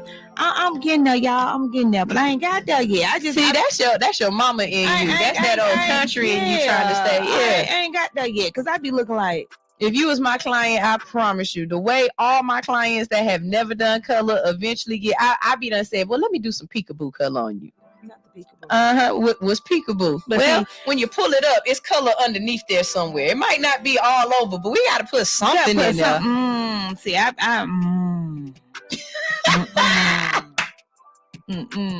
just don't think. I tell people, if you see me with blonde hair, girl. Okay, so I did one movie, right, which is called Under His Control. Okay, it's about a domestic violence movie. It's amazing. It was premiered in DC. It's getting ready to get premiered here in Atlanta. Girl, I was somebody's pastor's wives. Okay, you heard me say pastor's wives. Okay, when I tell you, wives, pastor wives. Oh God, I want to see this movie. Girl, it's a mess. It was a mess. They had me on so many damn ruffles, and girl, so many haircuts and short haircuts. People were like, "Money, I think I seen you on live." I said, "Girl, that wasn't me. I ain't post one picture." Girl, really? I don't know who that. You didn't like none of them. Girl, they cut my nails. But you have such a they face cut for short hair. No, ma'am. Girl, it was all the ruffles. I still get the heebie-jeebies. It just had me looking all type of way. I mean, I don't feel like me. I don't know why I tell people long hair have me feeling. I feel like, how they say, Becky with the good hair. I know that's crazy, y'all. No, but I feel like I'm Becky with the good hair. See, my fiance, he know if I come in and I got some thigh-high boots on, you know I'm trying to get 500 and plus, okay? But if I come in, I got some pumps on, you know, I'm set for like 250, you know. But if I put on some short hair, he know he got to go for the gusto because I just went all outside of my comfort zone. Okay, I don't know who that is. I feel like I'm wanky. You know how wanky? That's an old country. That's an old country name. Wanky. Come here, wanky. I feel like I'm wanky with the short hair. Latasha, what did you do? Latasha. I feel like I'm wanky with the short hair. Come here, wanky. So, okay, tell us about Miss Teen USA. Oh wow! I know that's back in the day, but I'm curious. But you know, hon, I'm always willing to say what happened. So I started off being a teen model, and I loved everything about being a teen model. Growing up, I always knew I wanted to be in front of the camera. I knew I can sing. I knew I can act. Even at that age, because I still have different personalities, and I knew that I can model. You know, so. I started off being a model. I loved it. The journey was amazing, but then I got pregnant. You got pregnant at 19. I got pregnant at 19 with the half breed. Okay. And then when I got pregnant, it kind of changed everything. My body wasn't the same anymore. Is that where the weight came from? I gained 100 pounds. During the pregnancy? No, I still wasn't that big though. I was about 15. But at that particular time, and I'm not going to say all of my dreams felt like it was gone. I'm going to be honest with you. I really felt like, because I was seeing all my girlfriends who didn't have kids go to college. And then I found out I was pregnant the day I was going to college. Yeah.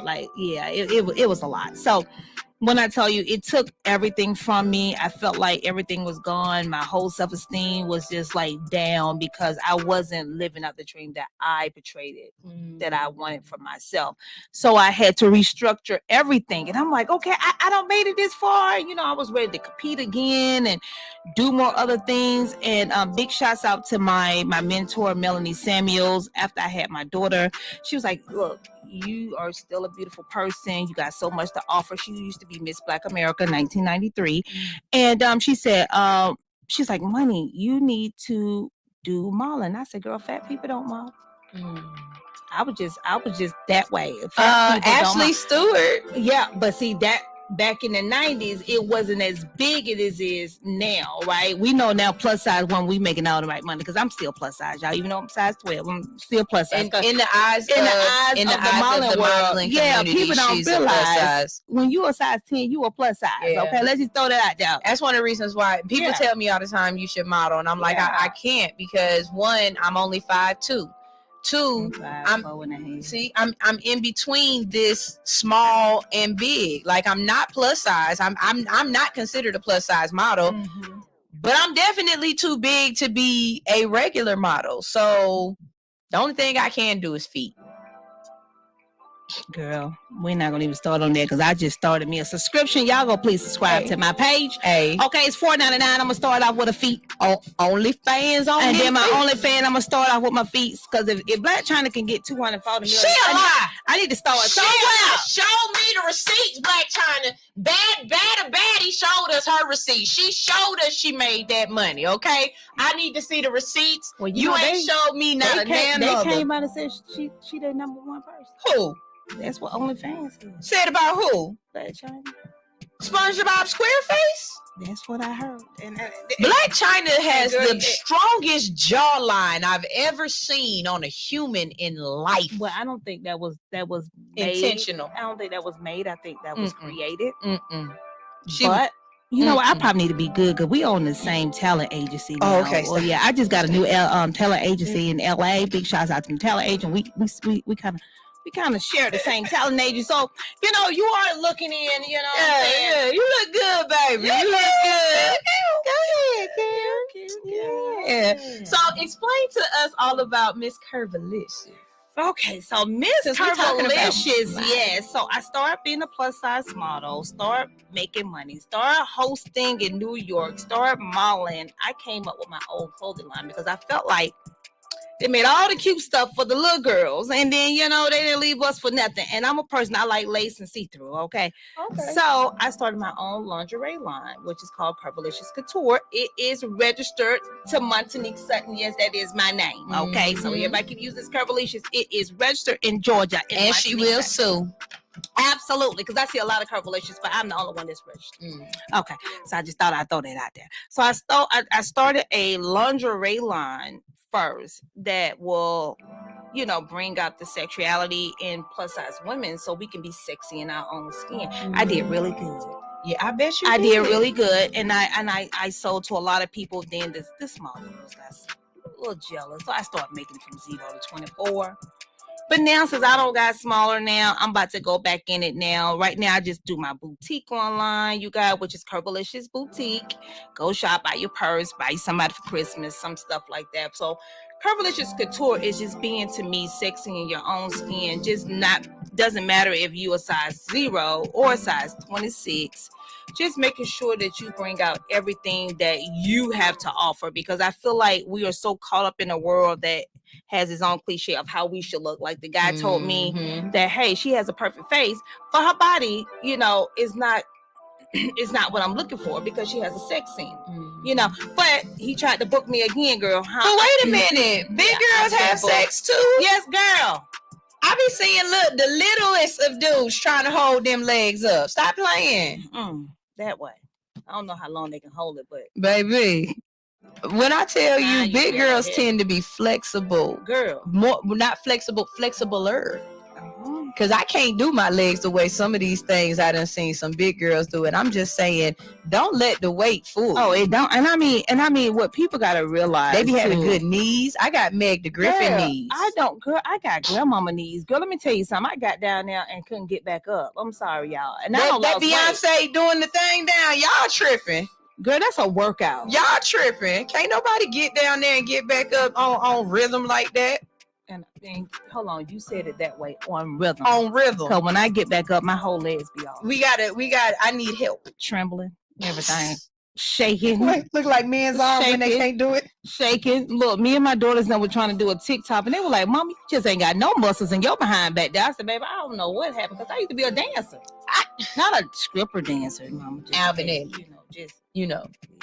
What did we call them yesterday? We said we're not gonna call them strippers no more. We call them not shoe dancers.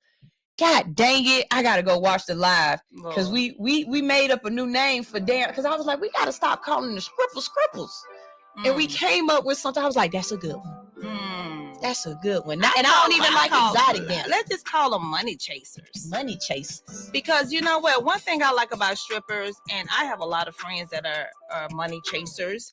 They're not all in there just for sexual things. Yeah. I had a girlfriend who really beat the odds. She came from a bad family and she dropped out of high school, got her GED, got 3 degrees, opened up her own hair salon. So you got a lot of women who in there really on their game. I knew a lawyer, no family, things like that. So I never judge or be a hypocrite, and I go in there and I pay them sometimes. Hey, a couple dollars. I knew a lawyer. She would come in and she would do like amateur night, but not amateur night. You know what I mean? And she would do it like once a month or once every couple of weeks. And she would wear a really cute mask so that you couldn't see her face because she was a lawyer. And when we would talk to her in the back, I'd be like, why you only come in ever so often? She said, because I got a student loan payment to make. So she would come in. You think I can pay out my student? She would come in when it was time to make them student loan payments. And so she come in and she dance for a night or two, pay the house out, take the rest of the money and pay off her student loan. See, I might gotta go do something strange for some change. I'm saying if you are doing something with intent, then it makes sense. It makes sense. I tell you all the time, I respect the hell out of Cardi B. Cardi B took her pole to a TV show, to a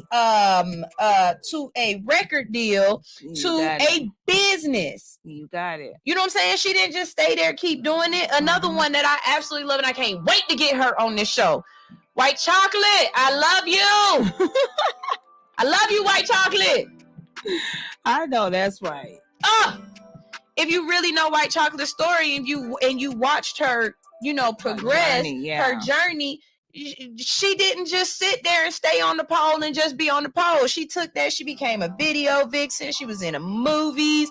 You know what I'm saying? And now she's moved on and she's I believe she's into real estate and stuff. Like, take what you're doing and cultivate it, make it into something. And just don't be where you are this year. Like I tell people all the time, make sure that you are doing something in your life that's going to elevate you for next year. Like this year, my whole biggest goal was to accomplish a talent agency in LA, because I feel like I need to get back to LA and do more things, because I feel like I got Atlanta on lock. I got DC on lock. I got a couple places on lock, but I need that loan and everything. I need some of that there. So I was like, you know what? That was my this year goal. Next year is a whole nother goal, So just don't be where you are this year. And then, you know what I'm saying? Just stay on your hustle. And as many people give you no's, I tell people, you may say no to me, but I say yes to myself. So even though you don't give me a no, I say yes. That was the message. When you say no to me, I say yes to myself. One more time. When you say no to me, I say yes to myself. Period, Pooh. That way. Yes, I love it. I like to say that no, unless we're talking about sex, no comes with a comma, not a period. And so as long as you can figure out what the right question is, the question you might have asked gave you a no. Maybe you need to ask follow-up questions to find out why it's a no and to get you a yes. Now, again, if we talking about sex, no is no. No is no.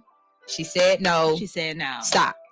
But if you're talking about an opportunity and they be like, no, we don't think you're right for it. Okay, so why am I not right for it? Oh, I'm always asking questions. Why am I not right for it? So you're saying if I did this, that, and the third, that this no could possibly be a yes. Okay, bet, I'll be back. You know what I'm saying? Now that I be back might not be in the next 10 minutes or the next 2 minutes or the next 10 years, but at least you understand why. I'm going to give you a perfect, for example, where no is not a no, it is a comma. Real estate. Just because your credit ain't right yet, just because you don't have enough down payment right now, just because you ain't ready today, Don't let the bank keep telling you no. Go fix the shit you need to fix and get the shit you want. That way. A no can have a comma. It can have the little ellipses, the dot. It can have all kind of shit. It just depends on your personality and what you hear. But if somebody's legs is open or closed and they are saying no, please stop. It's no. Man or woman, because I believe women can rape too. They do. Women are y'all wrong. Y'all can do nasty things to men too. So. I think my fiance probably said that on our cruise. I was trying to get that Valentino baby. Wait a minute, he didn't say no. He said you thought he said no. He was saying no, but I was saying yes to myself. Stop. I was just saying yes to that Valentino. And you baby. heard no, don't stop. Take it all, baby. It depends on the inflections of the I no. know. If it be like no, don't please, do that. Don't sit down. And then it be like no, please don't. It was that kind now. of no. That was two kind of no. Look. His was like, come on, go sit down, girl. I was like, no, baby, come on. Or my favorite one, no, don't. I know how they say. Like that. How they say, not the Buddha tone. You know how they say that be the message right there. Why men don't never catch that message? They never do. They'll never catch that message. They never catch the message. Tanisha, Teacher Anitra, I done put 4 names together. Teacher Anitra said, "Ooh, this message is for me." Oh, awesome! Yes, it is. Awesome. And she said, "One time for the big girl. One time for the big girl." You know what I'm saying? So that's what's up. That's what's up. So I think this is gonna work out real good with you. I want to do my next segment with you. Okay. We're gonna go to a music break real quick, and when we get back, we're gonna have Ask the Hood. So Ask the Hood is where I go on Reddit and I look up things under "Am I the asshole?" I read them off to people here. I let them know, and then I answer your questions only the way Sunshine can. Okay. Now I tell you all the time, please seek a lawyer's advice first before you take my advice, because I'm gonna get you results, but I might get you arrested. But I will get you results. Okay. Also, understand my petty is on 80. Girl, you know what? That's the reason. My petty is high. So when I say fuck that dumbass baby, I don't mean all babies. I just mean if you cheated on me and you had a kid and you think I'm about to babysit your kid, fuck that dumbass baby. That way. The long way, okay? So please don't take it to heart, but take it as truth. Y'all make sure y'all tune in, come back again, because I promise you, we doing it. We about to go ahead and play one of my favorite songs. This is Jay Austin with Cheesecake. Jay, Dope Diana. How many times I gotta tell y'all send me some more music? I heard that whole album in Tay's car, and I need about 4 of them songs. It's not too many people that I will send you my email address and tell you to send me your songs. Everybody else gets sent straight to www.allhustlenofear. Go submit my music, and I will get back to you. Yeah, and put in everything you need to put in. But certain people can get a call from me, and I say, look. I need that. Go ahead and send that. Send that to me. I just need that it's not for them. It's for me. It's for my heart. So Jay, you got about 3 songs I need off of you real quick. But until then, here is Cheesecake. We'll be right back.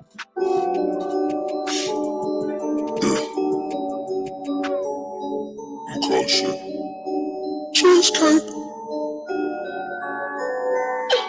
When I step up on the stage, it's a massacre.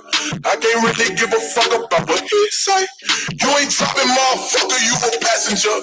Said a nigga wouldn't make it, that's a mistake. Now a nigga in the game like this. Now a nigga in the game like this. You ain't dropping, motherfucker, you a passenger. Now a nigga in the game like this. Said I wouldn't make it, check the replay. You ain't fucking with my team, that's a mistake. Watch a nigga go to work, I need a briefcase. Heard they said I wouldn't make it, that's a mistake. Now my niggas in the game like, now a nigga in the game like, ooh. Now a nigga in the game, check the replay. Goddamn, don't I make it look easy? Oh, fuck, got me feeling like this. All my niggas in the hood with the big this nigga in the fam like DJ. Goddamn, don't I make it look easy? Make it look easy. Yeah. Guys, if you been going up all night, never got me a thing. You give a fuck about it, we're all watching the walk of water just to give me a lot. Really, will you die? I'm in it like no, my next day won't be free. I need it good. Y'all nigga feeling like he hit the face. I told myself ain't no tomorrow today. I think I wanna really help me with my phones away. I've been waiting on my life, but look, it's all on the way. I've been waiting on my life, but look, it's all on the way. When I step up on the stage, it's a massacre. I can't really give a fuck about what he say. You ain't driving, motherfucker, you a passenger. Said a nigga wouldn't make it, that's a mistake. Now a nigga in the game like you ain't driving, motherfucker, you a passenger. Now a nigga in the game like if you said I wouldn't make it, check the red light. You ain't fucking with my team, that's a mistake. Watch a nigga go to work, I need a big cash. Heard they said I wouldn't make it, that's a mistake. Now my niggas in the game like now a nigga in the game like ooh. Now a nigga in the game, check the replay. Goddamn, don't I make it look easy? Mundo osso angola wala contenta. Kizua que anda tu robane muito tempo. Mundo osso angola wala contenta. Okay, I got it. Mundo osso angola wala contenta. Okay, I'm at these niggas' neck. Yeah, bitch, I done came up on the check. Feeling like an S up on my chest. It's the best of the best. Attitude on Kanye West. Give a fuck if a nigga feel pressed. I guess it there was time for it.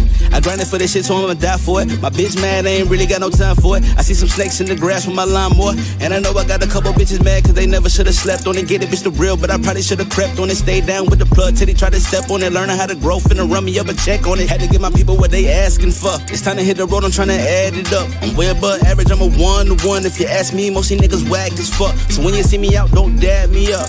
I don't wanna talk, nigga, wrap it up. I need a little space, bitch, bag it up. And please don't ask me to pass the blunt, cause I don't really fuck with y'all and all that fake love. You would've thought that Drake invited me on tour. When I had it all, that's when I needed more. But I can't take it with me, so what I keep it for? And I'm feeling like I need to smoke a blunt right now. Feeling like I need to pour a cup right now. Feeling like I need a bad bitch with the ass like the sun, cause I really wanna fuck right now. Sorry that I'm blunt, but I don't give a fuck. I'm usually in the cut trying to roll it up. Represent the gang, nigga, throw it up. Niggas hate when they broke as fuck, so go get a bag. Yeah. Go get a bag. Hey. Go get a bag. Hey. Yeah. Secure the bag.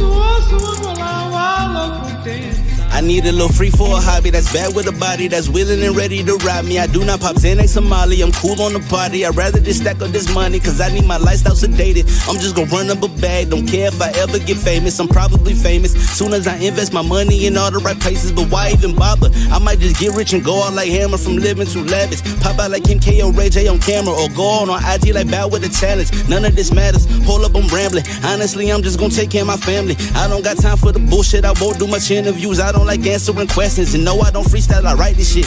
The game needed content, so I put some time in it, searching for growth and enlightenment. I've been with the shits, but I gotta move consciously. Fuck niggas watching, fuck niggas plotting, fuck niggas trying to get all of my pockets. Fuck niggas keep handing out their opinions before. Fuck nigga, all I got is problems. Look at me, mama, I'm popping. I did this for us, I miss my little sister and little brother. Pa just came home, even though he wasn't there for me. That's still my dog and I love him. Bag of the gas and I'm rolling it up. Illest nigga living and I'm dope as fuck. Represent the gang, nigga, throw it up. Niggas hate when they broke as fuck, so go get a bag. Yeah, go get a bag. Hey, yeah, go get a bag. Yeah, secure the bag. Hey, still don't happen, nigga. It might be FOE.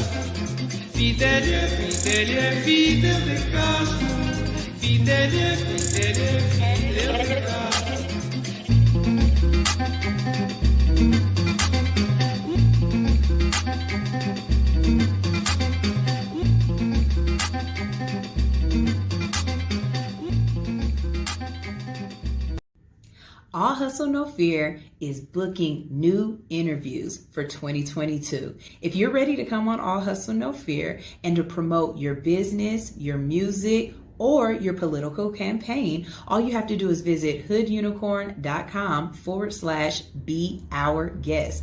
Come into the studio, give us a call, or book a virtual interview today. That's right. We have so many ways that we can see you and network with you. We make it easy for you. Come on in, wake up early, and let's wake up the rest of the hood on All Hustle, No Fear, right here on Hits 92.3, the real definition of internet radio. Ew. Can we link up tonight? Drink some rock and Sprite tonight. My pussy is super tight. Couple years without taking pipe. I am squirting back to back. I made a mess over the floor. Moaning out loud, the neighbors banging on my door, but the pounding ain't gon' get it. You gotta put your tongue all up in it. Give me a better feeling, shy fucking your brain. You know you like it. Stop holding back, baby boy, don't try to fight it. Got a little insane, orgasm riot. I'm an Aries, baby daddy, you a Pisces. I'd rather make love than get a quickie. Love it when you're on top, go slow in me. And when we make love, it's a hell of a drug. I'm addicted to you like I'm a coke fiend now. Put it in your face, know you like the way it tastes. The way I scream your name in your ear, I wanna sing. Ooh, right there, don't stop, daddy. Feeling so good, riding you like a caddy.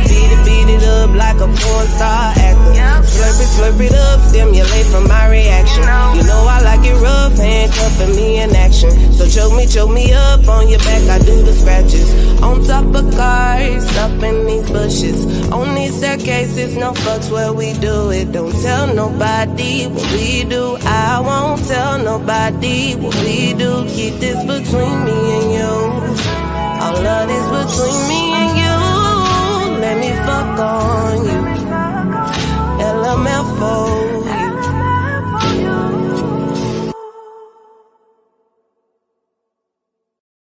That was Castro by God doggone it. Why is his name skipping my throat? I know who that is. That's Stilo Hefner with Castro. And we also just saw Shy Kiera with LFOU. Okay? We all for this, baby. We all for this. Y'all know I love the music videos. If you have a music video and you want us to play it, or if you have new music, make sure you send it in. Earlier today, we got to see Shawty Lowe's music video. I'm going to keep talking about that because I'm so excited that he gave me permission to play that. You know, I'm going to say that over and over again. YouTube, he gave me permission. He gave me permission, YouTube. Don't cut my shit off, please, okay? So now what we're going to do is we're going to go ahead and watch the trailer to this movie that's coming out October 22nd, right? Yeah. Money. I'm just having a no, I know you are. Go for it. Hold on, I see myself over there. I know. Go for it. Yes. Wait till we go to the outside and take pictures and you see you out there and everything too, baby. We doing this over here right here. And his is we get down. So tell us about the movie one more time, and we're gonna go ahead and play the trailer. Yes, you guys. So this here is called Trans Me Reloaded, okay? Written and directed by my guy, Octavius Sim, and Greg. They are some amazing people. It is about growing up in the LGBT community and everything that goes on. Everything I feel like is very authentic. We try to make sure we got viewers and things like that so they can get a clip of it and see it. But this movie is awesome. It just tell you everything that gets down. And hey, some people gonna get hit, some people gonna get shot, some people might get up out of here. But this movie here is just a taste of what is to come. It is great. I want you guys to come out October 22nd. Okay, meet me there. Beat me there. That's a Saturday. It's a Saturday. Oh, I'm definitely for Saturday. Please give Saturday. Let me know. Me and Country, we got a job to do. Yes, Country. Come on, Country. We got a job to do. Country is my videographer. When I tell you that word, Country, he gets it honestly. I tell you about it. Okay, he one of those. Country. He one of those. He the only black person with all the white boys in the country. and they mud ducking and mudding So he up and there, he up jumping there. in rivers and shit. He up there with my brother up there in Chatsworth. That's what it So- is. They got a pediatric called White Only Pediatric. I said, how the hell do you take my nephew there who is mixed race because he is Philippine and half black? I can't go to an all white pediatric. That's a whole nother story. We go, you White only pediatrics, y'all. White only pediatric. All right, so here's the movie trailer. Here we go. Let's What is going on here, Michael? I told you about running around here like I'm girl, Michael. Please just leave me alone. I'm just trying to go home. Pull his ass down.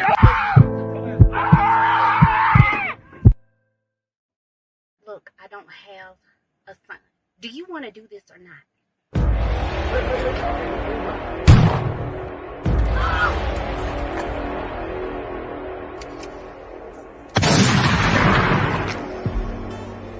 I just feel like I'm a really bad person. And I bet you know better than that. You would literally take the wig off your head and give it to the next queen. So what happened? I ain't asked you to fall in love with me. Boom, boom, bitch. Wrong motherfucking answer. We are young, heartache to heartache, we stand.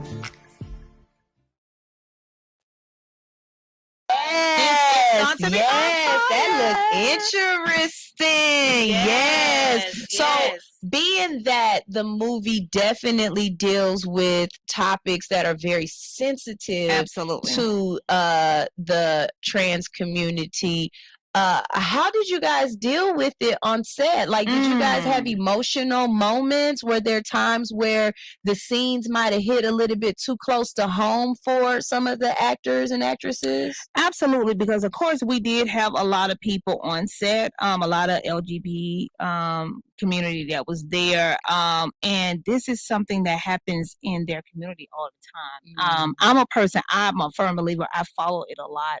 I see a lot that happens. That's the reason why a lot of transgenders these days have to say transgender divas or transgender this. I mean, like I said, Sydney Starr, T.S. Mass, a lot of these girls are my friends. They are, I call them girls. They are people. And I think that, like they sides need to be heard. I don't discriminate. I tell people, I grew up, like I said, Koji, where everybody look at people as one way. And we got to stop doing that because at the end of the day, they got a heart and they God's people. And I'm glad that, people entrusted me because I get a lot of people all the time. And believe me, I'm getting some backlash from this too because I had somebody who I support very well.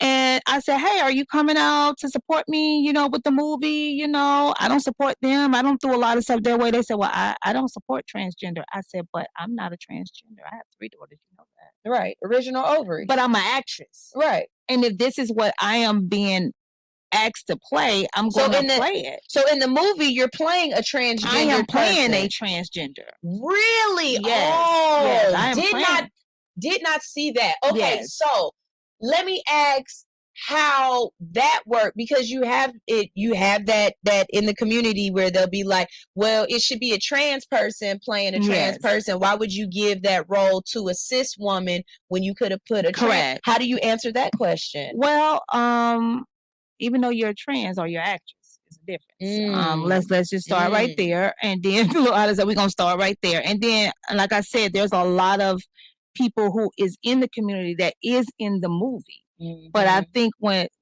Octavia's done was trying to portray real actress and real actors who are really willing to portray that role to really bring out their side of the story, and that's where it is. And, like I said, we've got a lot of people in the community, blessings. Everybody's not going to like you. Everybody's not going to like what you're doing. Okay. And I already know, like I say, even now I'm getting backlash, but at the end of the day, this is how I tell people, if you support me, you support me, right? If I support you, I'm not going to say, hey, I support your radio show, but I don't like, cause you'd be saying stuff I don't like. No, if I support sunshine, I support sunshine. Respect. And that's how I try to tell people to look at who you're supporting, not what I'm doing. And even at the end of the day, I'm still portraying what I love to do. I'm an actress and I'm portraying something on camera. So at the end of the day, come out and support the person. Were there any difficulties getting into that role for you? Oh, it really was. Let me Really? just tell you. And the reason why, because you don't want to come off the wrong way, because certain people would say, well, a transgender don't act like that, or a gay person don't act like that, or a person don't act that way. But nobody's acting, they're living. Thank you. They're living it. And Like at the end of the that, day, yeah. the people who I am friends with, they act like me and you. Mm-hmm. So it was hard, but then it really wasn't hard, because when we're having conversations, when we're having girl times, the way me and you talking right now is the way we talk and kick it. It's just portrayed on another level for the movie perspective, but it wasn't so over the top that they would be like, you know what, we don't act that way. You know, It wasn't a caricature. Thank you. So I think that a lot of people are really going to see themselves in a lot of roles. I think a lot of people are going to see somebody they know in that type of role. And you know, it's good to come out, and this is a Black owned company, Black owned business, let's just come out and support the cause, come out and support the person. I do got a whole lot of movies else coming out, so if you don't make this one, make the next one, or the next one. We got The Dispute coming out, starring Ashley Me and Mahogany Raspberry again. I have Under His Control, which is directed and written by Andrea Harris with Andrea Harris Production. I just did The Players up there in DC. That will be airing in LA and DC. So I mean, I got a whole lot of stuff coming. I can keep going and going and going. Yeah. So when I tell you, just come out and support people. Me, what I try to do, I show love. You know, even if it's not always reciprocated, I always try to show love. I tell people, you're never so big that you can't get your hand dirty. You know, at the end of the day, let's just come out. If you got something going on, Sunshine, and say, hey, Money, I need you to be there. That's what I'm going to do. That's one reason why me and Latasha is like, we down like 4 fat tires, girl. Because if she needs me, I'm there. If I need her, I'm there. Even her baby shower, girl, I swear to God, we was laughing because I told her, I said, that thing said 6. She said Money, it said 2 to 6. So it was like 7 of us got there after the baby shower. I said, girl, I got a trunk full of stuff. So you going to have to wobble back. You want to wobble back up there. And you know what? My girl came back up there and did her thing. But she knew that money was coming. My heart was in the right place. And, you know, that's why I tell people, you know, fake is the new real. I don't fit into this industry, because who I am today is who I am tomorrow and the day after. If you call me, I'm there, you know, and that's it. So what would you tell a person who is trying to break into the industry? Do you feel as though Atlanta is Black Hollywood, or do you feel like you need to be in LA or New York to make this happen? Well, I have 2 questions. I have 2 answers for that. I do feel like Atlanta is the new Black Hollywood, and I do feel like Atlanta is the it place. But however, being an actress, I'm seeing now that they do come to Atlanta, but they come and only get us as extras.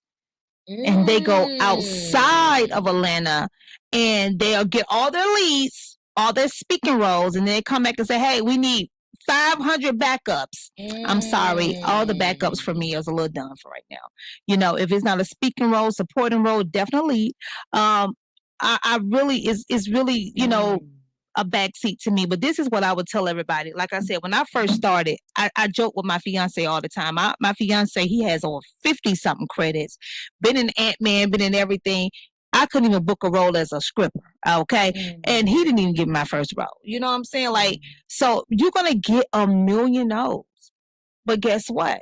Every time they close a door, you knock open another one. You close the door, knock over another. You're going to get a million no's. But when you get that one yes, just take off. And I tell people, when people are asleep, I'm up. I'm hustling. I'm working. I'm sending stuff out. I'm doing stuff, because guess what? I'm never going to put myself in one box.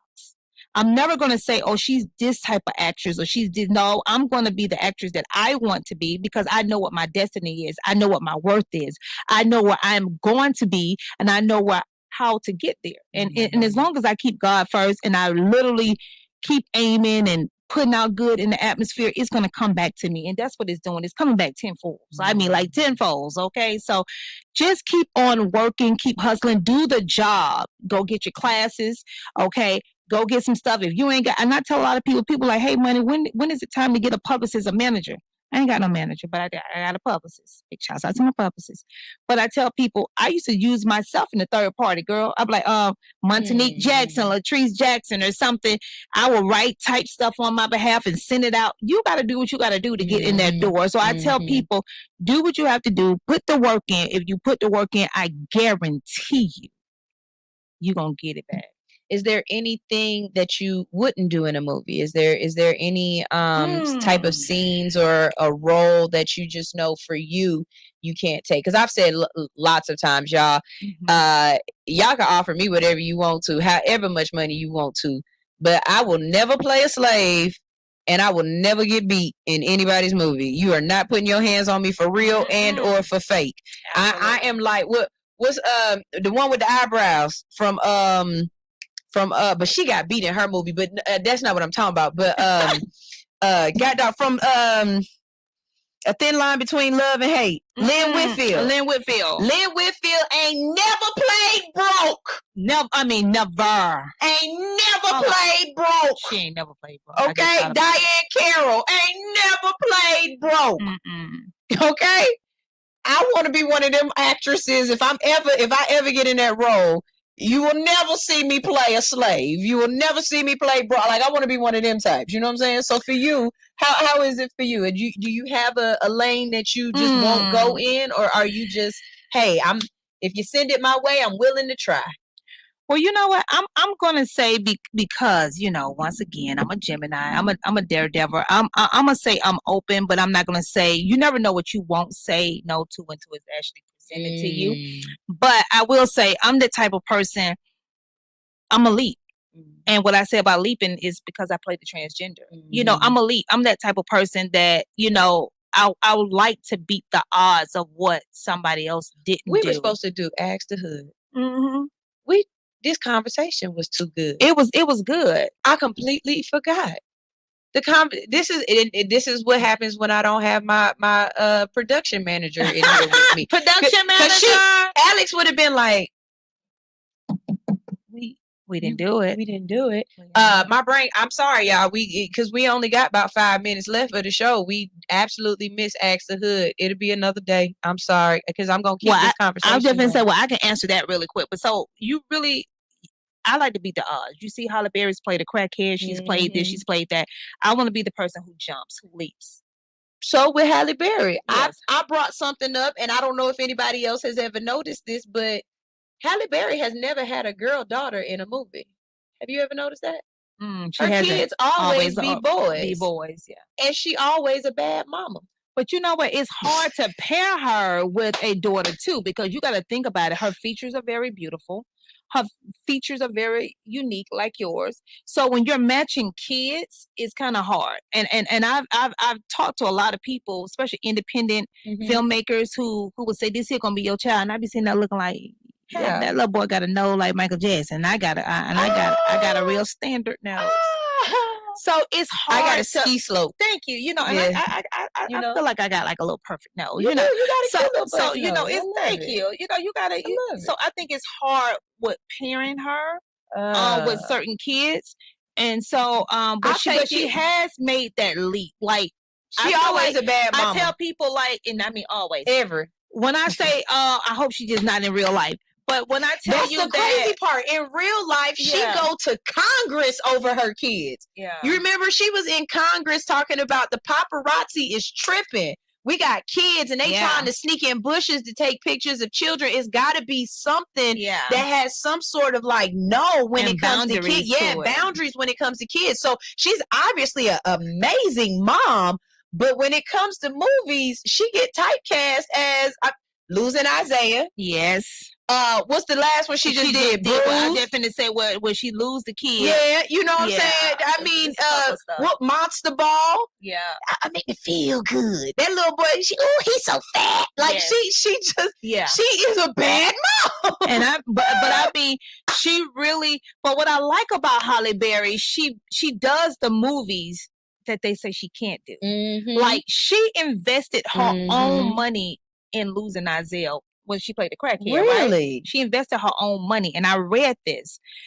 She invested her money because they said nobody would buy that movie because she was beautiful to be a crackhead. And I is, love that. If you've never seen Losing Isaiah, you need to go see it. Oh my God. Absolutely. That is Losing Isaiah. I just got chills. Losing Isaiah is up there with Imitation of Life for me. I love Imitation of Life. You know that's why we here. Girl, that movie right there. I love Imitation of Life. That movie cry will make every me cry. time. And let me tell you something. I'm not a crybaby. You know which one the scene for me at the end? Mom, she died of a broken heart. I'm sorry, Mama. Now, shit, somebody have slapped. Oh my God, I lost it. I said that damn girl. You done treated your mama wrong your whole life, and now she dead. You and now she dead, and all of a sudden you want to say something, you little light skinned heifer.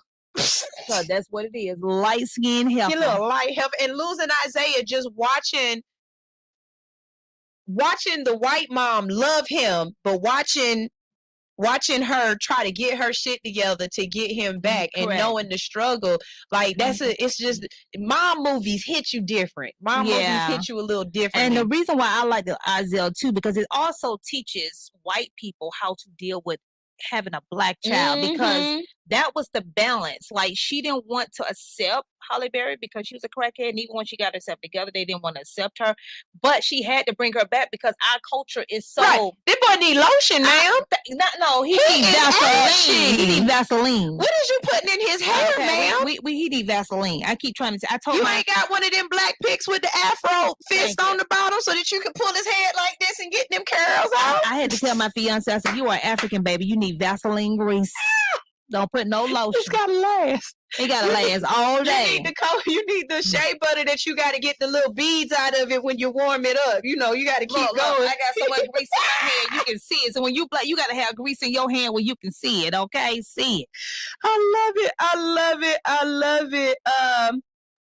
Oh, she said, teacher Nitra said, Lynn Whitfield did play broke for about 2 seconds in the Josephine Baker story. But that's different. Yeah. She was playing somebody else's story. Correct. She wasn't playing like a fictional character. You know what I'm saying? Even in Eve's Bayou, she had money. I was just about to say Eve's Bayou because she had money. She had money in the deep South.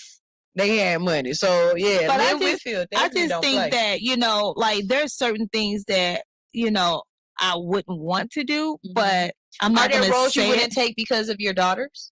Absolutely. Okay. And it's because of the mom that I am, because I try to live the right way. My fiance, he look, if he's here now, he'll probably say, yes, she does, because we don't stay together because I don't believe in shacking. I told you I brought up Kojic. And, you know, at the end of the day, you know, even though we're getting married July 23rd, 2023. And you've never lived together? No. So what if living together, y'all living together don't mesh right? But you know what?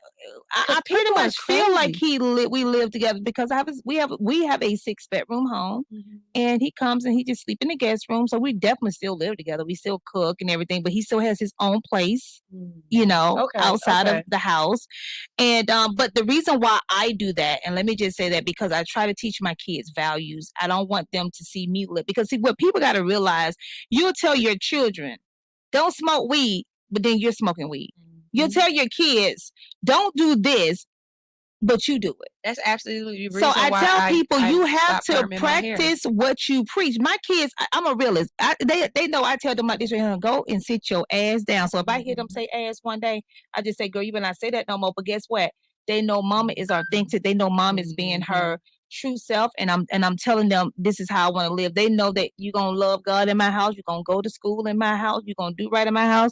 You ain't gonna do too much in my house, because I tell people what that woman said, Tina Turner mama, I'm the only sinner in this house, and I try not to be a sinner.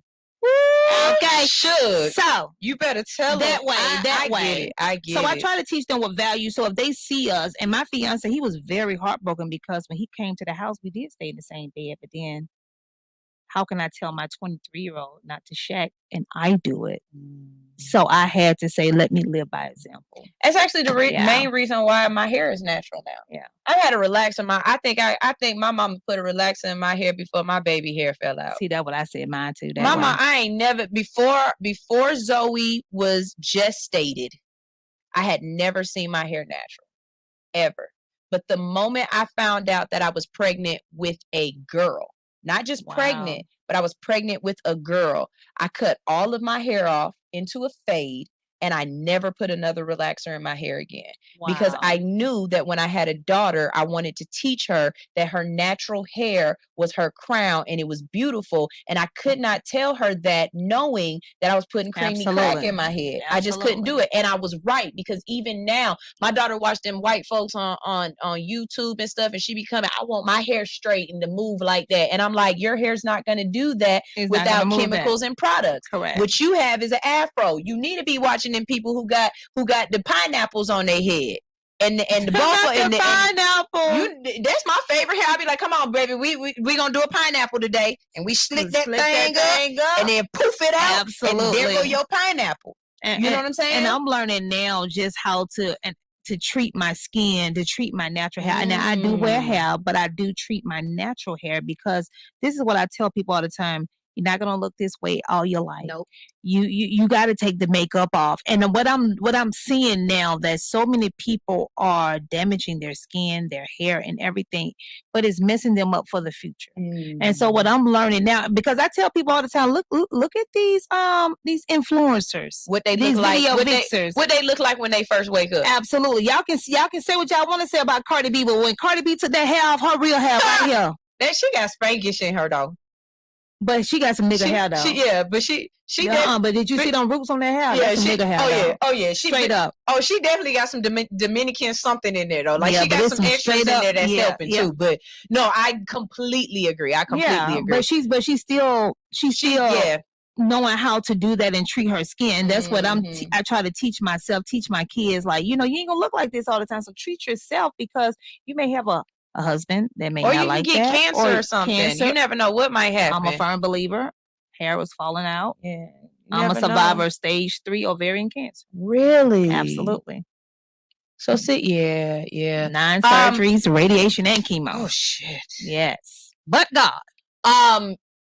We have to get out of here, but before we go, Moni, I want you to go ahead and tell everybody where they can find you, where they can listen to you on your show as well, and just throw all your stuff out there. So, right now, I'm not on the radio right now. I am just chilling, because this acting thing has taken off, and I thank God for that. But you guys can go and follow me on IG at The Real Moni Sutton. That's MONEI. Drop the Y at the ISUTTON_. And Facebook is Moni Sutton, or www.therealmonisutton.com.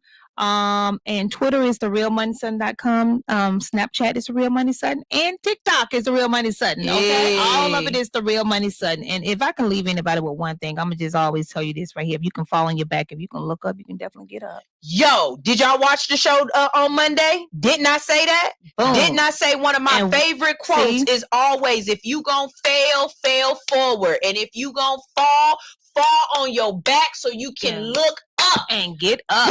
That's a word. Y'all better stop it.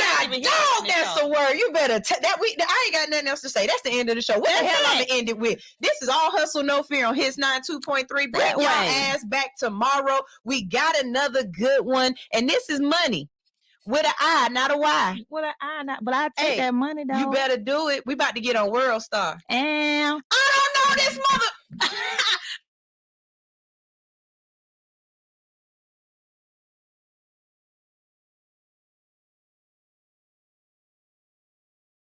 On it, like, can you hear me? Okay.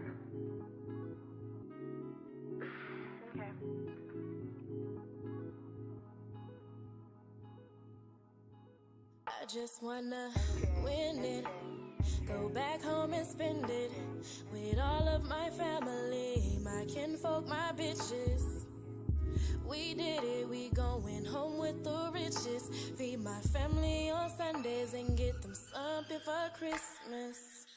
Win it, go back home and spend it with all of my family, my kinfolk, my bitches.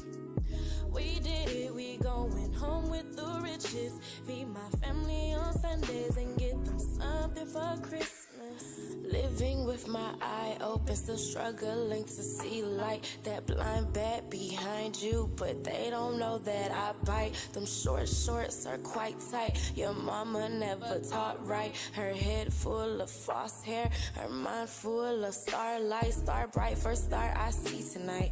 Wish he would get with me tonight. Don't wanna struggle, man, no fights, just spotlights and hot times. Drive by, don't duck, cause I'm the spiritual figure. The country melisma can't fuck with you if you pull the triggers, that's ignorant. Yeah, nigga, I mean, they seen the opportunity, so I stepped up and seized it. Now I'm trying to finish this so I can get back to school shit. My parents kinda think that my rapping is cool shit. Glad they on my side, but they don't see that I do this. If I had a chance, don't you think I would use it? Hell yeah. These niggas swearing I'm foolish, but they just want me to do it. They waiting on me to prove it. Just wanna win it. Go back home and spend it with all of my family, my kinfolk, my bitches.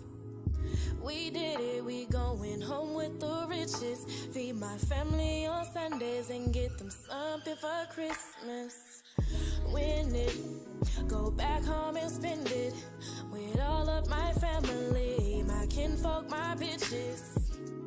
We did it, we going home with the riches. Feed my family on Sundays and get them something for Christmas. The struggle never ends, but yet my happiness seems to grow. Got my family all around me, and through me that love shall flow. Until the day I grow enough to break society's chains. In my pocket a little fame, in the other a watching rain. At this point I don't give a damn. I won on every level, I found out all the secrets, I collected all the medals. Yet to you I'm still a peddler, a very unfit young woman. Yet I do everything I need to keep the ball a-rolling. I feel frozen, I shouldn't smoke today. You think I'm in your face but I'm so far away. With my long sleeves, no scars today. You love me flaws and all, but flaws is all I have. You clutching onto me, but you tell me not to crab. You wanna know the word, but you ain't never felt the grass. Connect to the atmosphere, feel your sins past. Wake up from your dreams, take your ass to class. Win it, go back home and spend it with all of my family, my kinfolk, my bitches. We did it, we going home with the riches. Feed my family on Sundays and get them something for. I just wanna win it, go back home and spend it with all of my family, my kinfolk, my bitches. We did it, we going home with the riches. Feed my family on Sundays and get them something for. I just wanna win it, go back home and spend it with all of my family, my kinfolk, my bitches. We did it, we going home with the riches. Feed my family on Sundays and get them something for Christmas. The riches.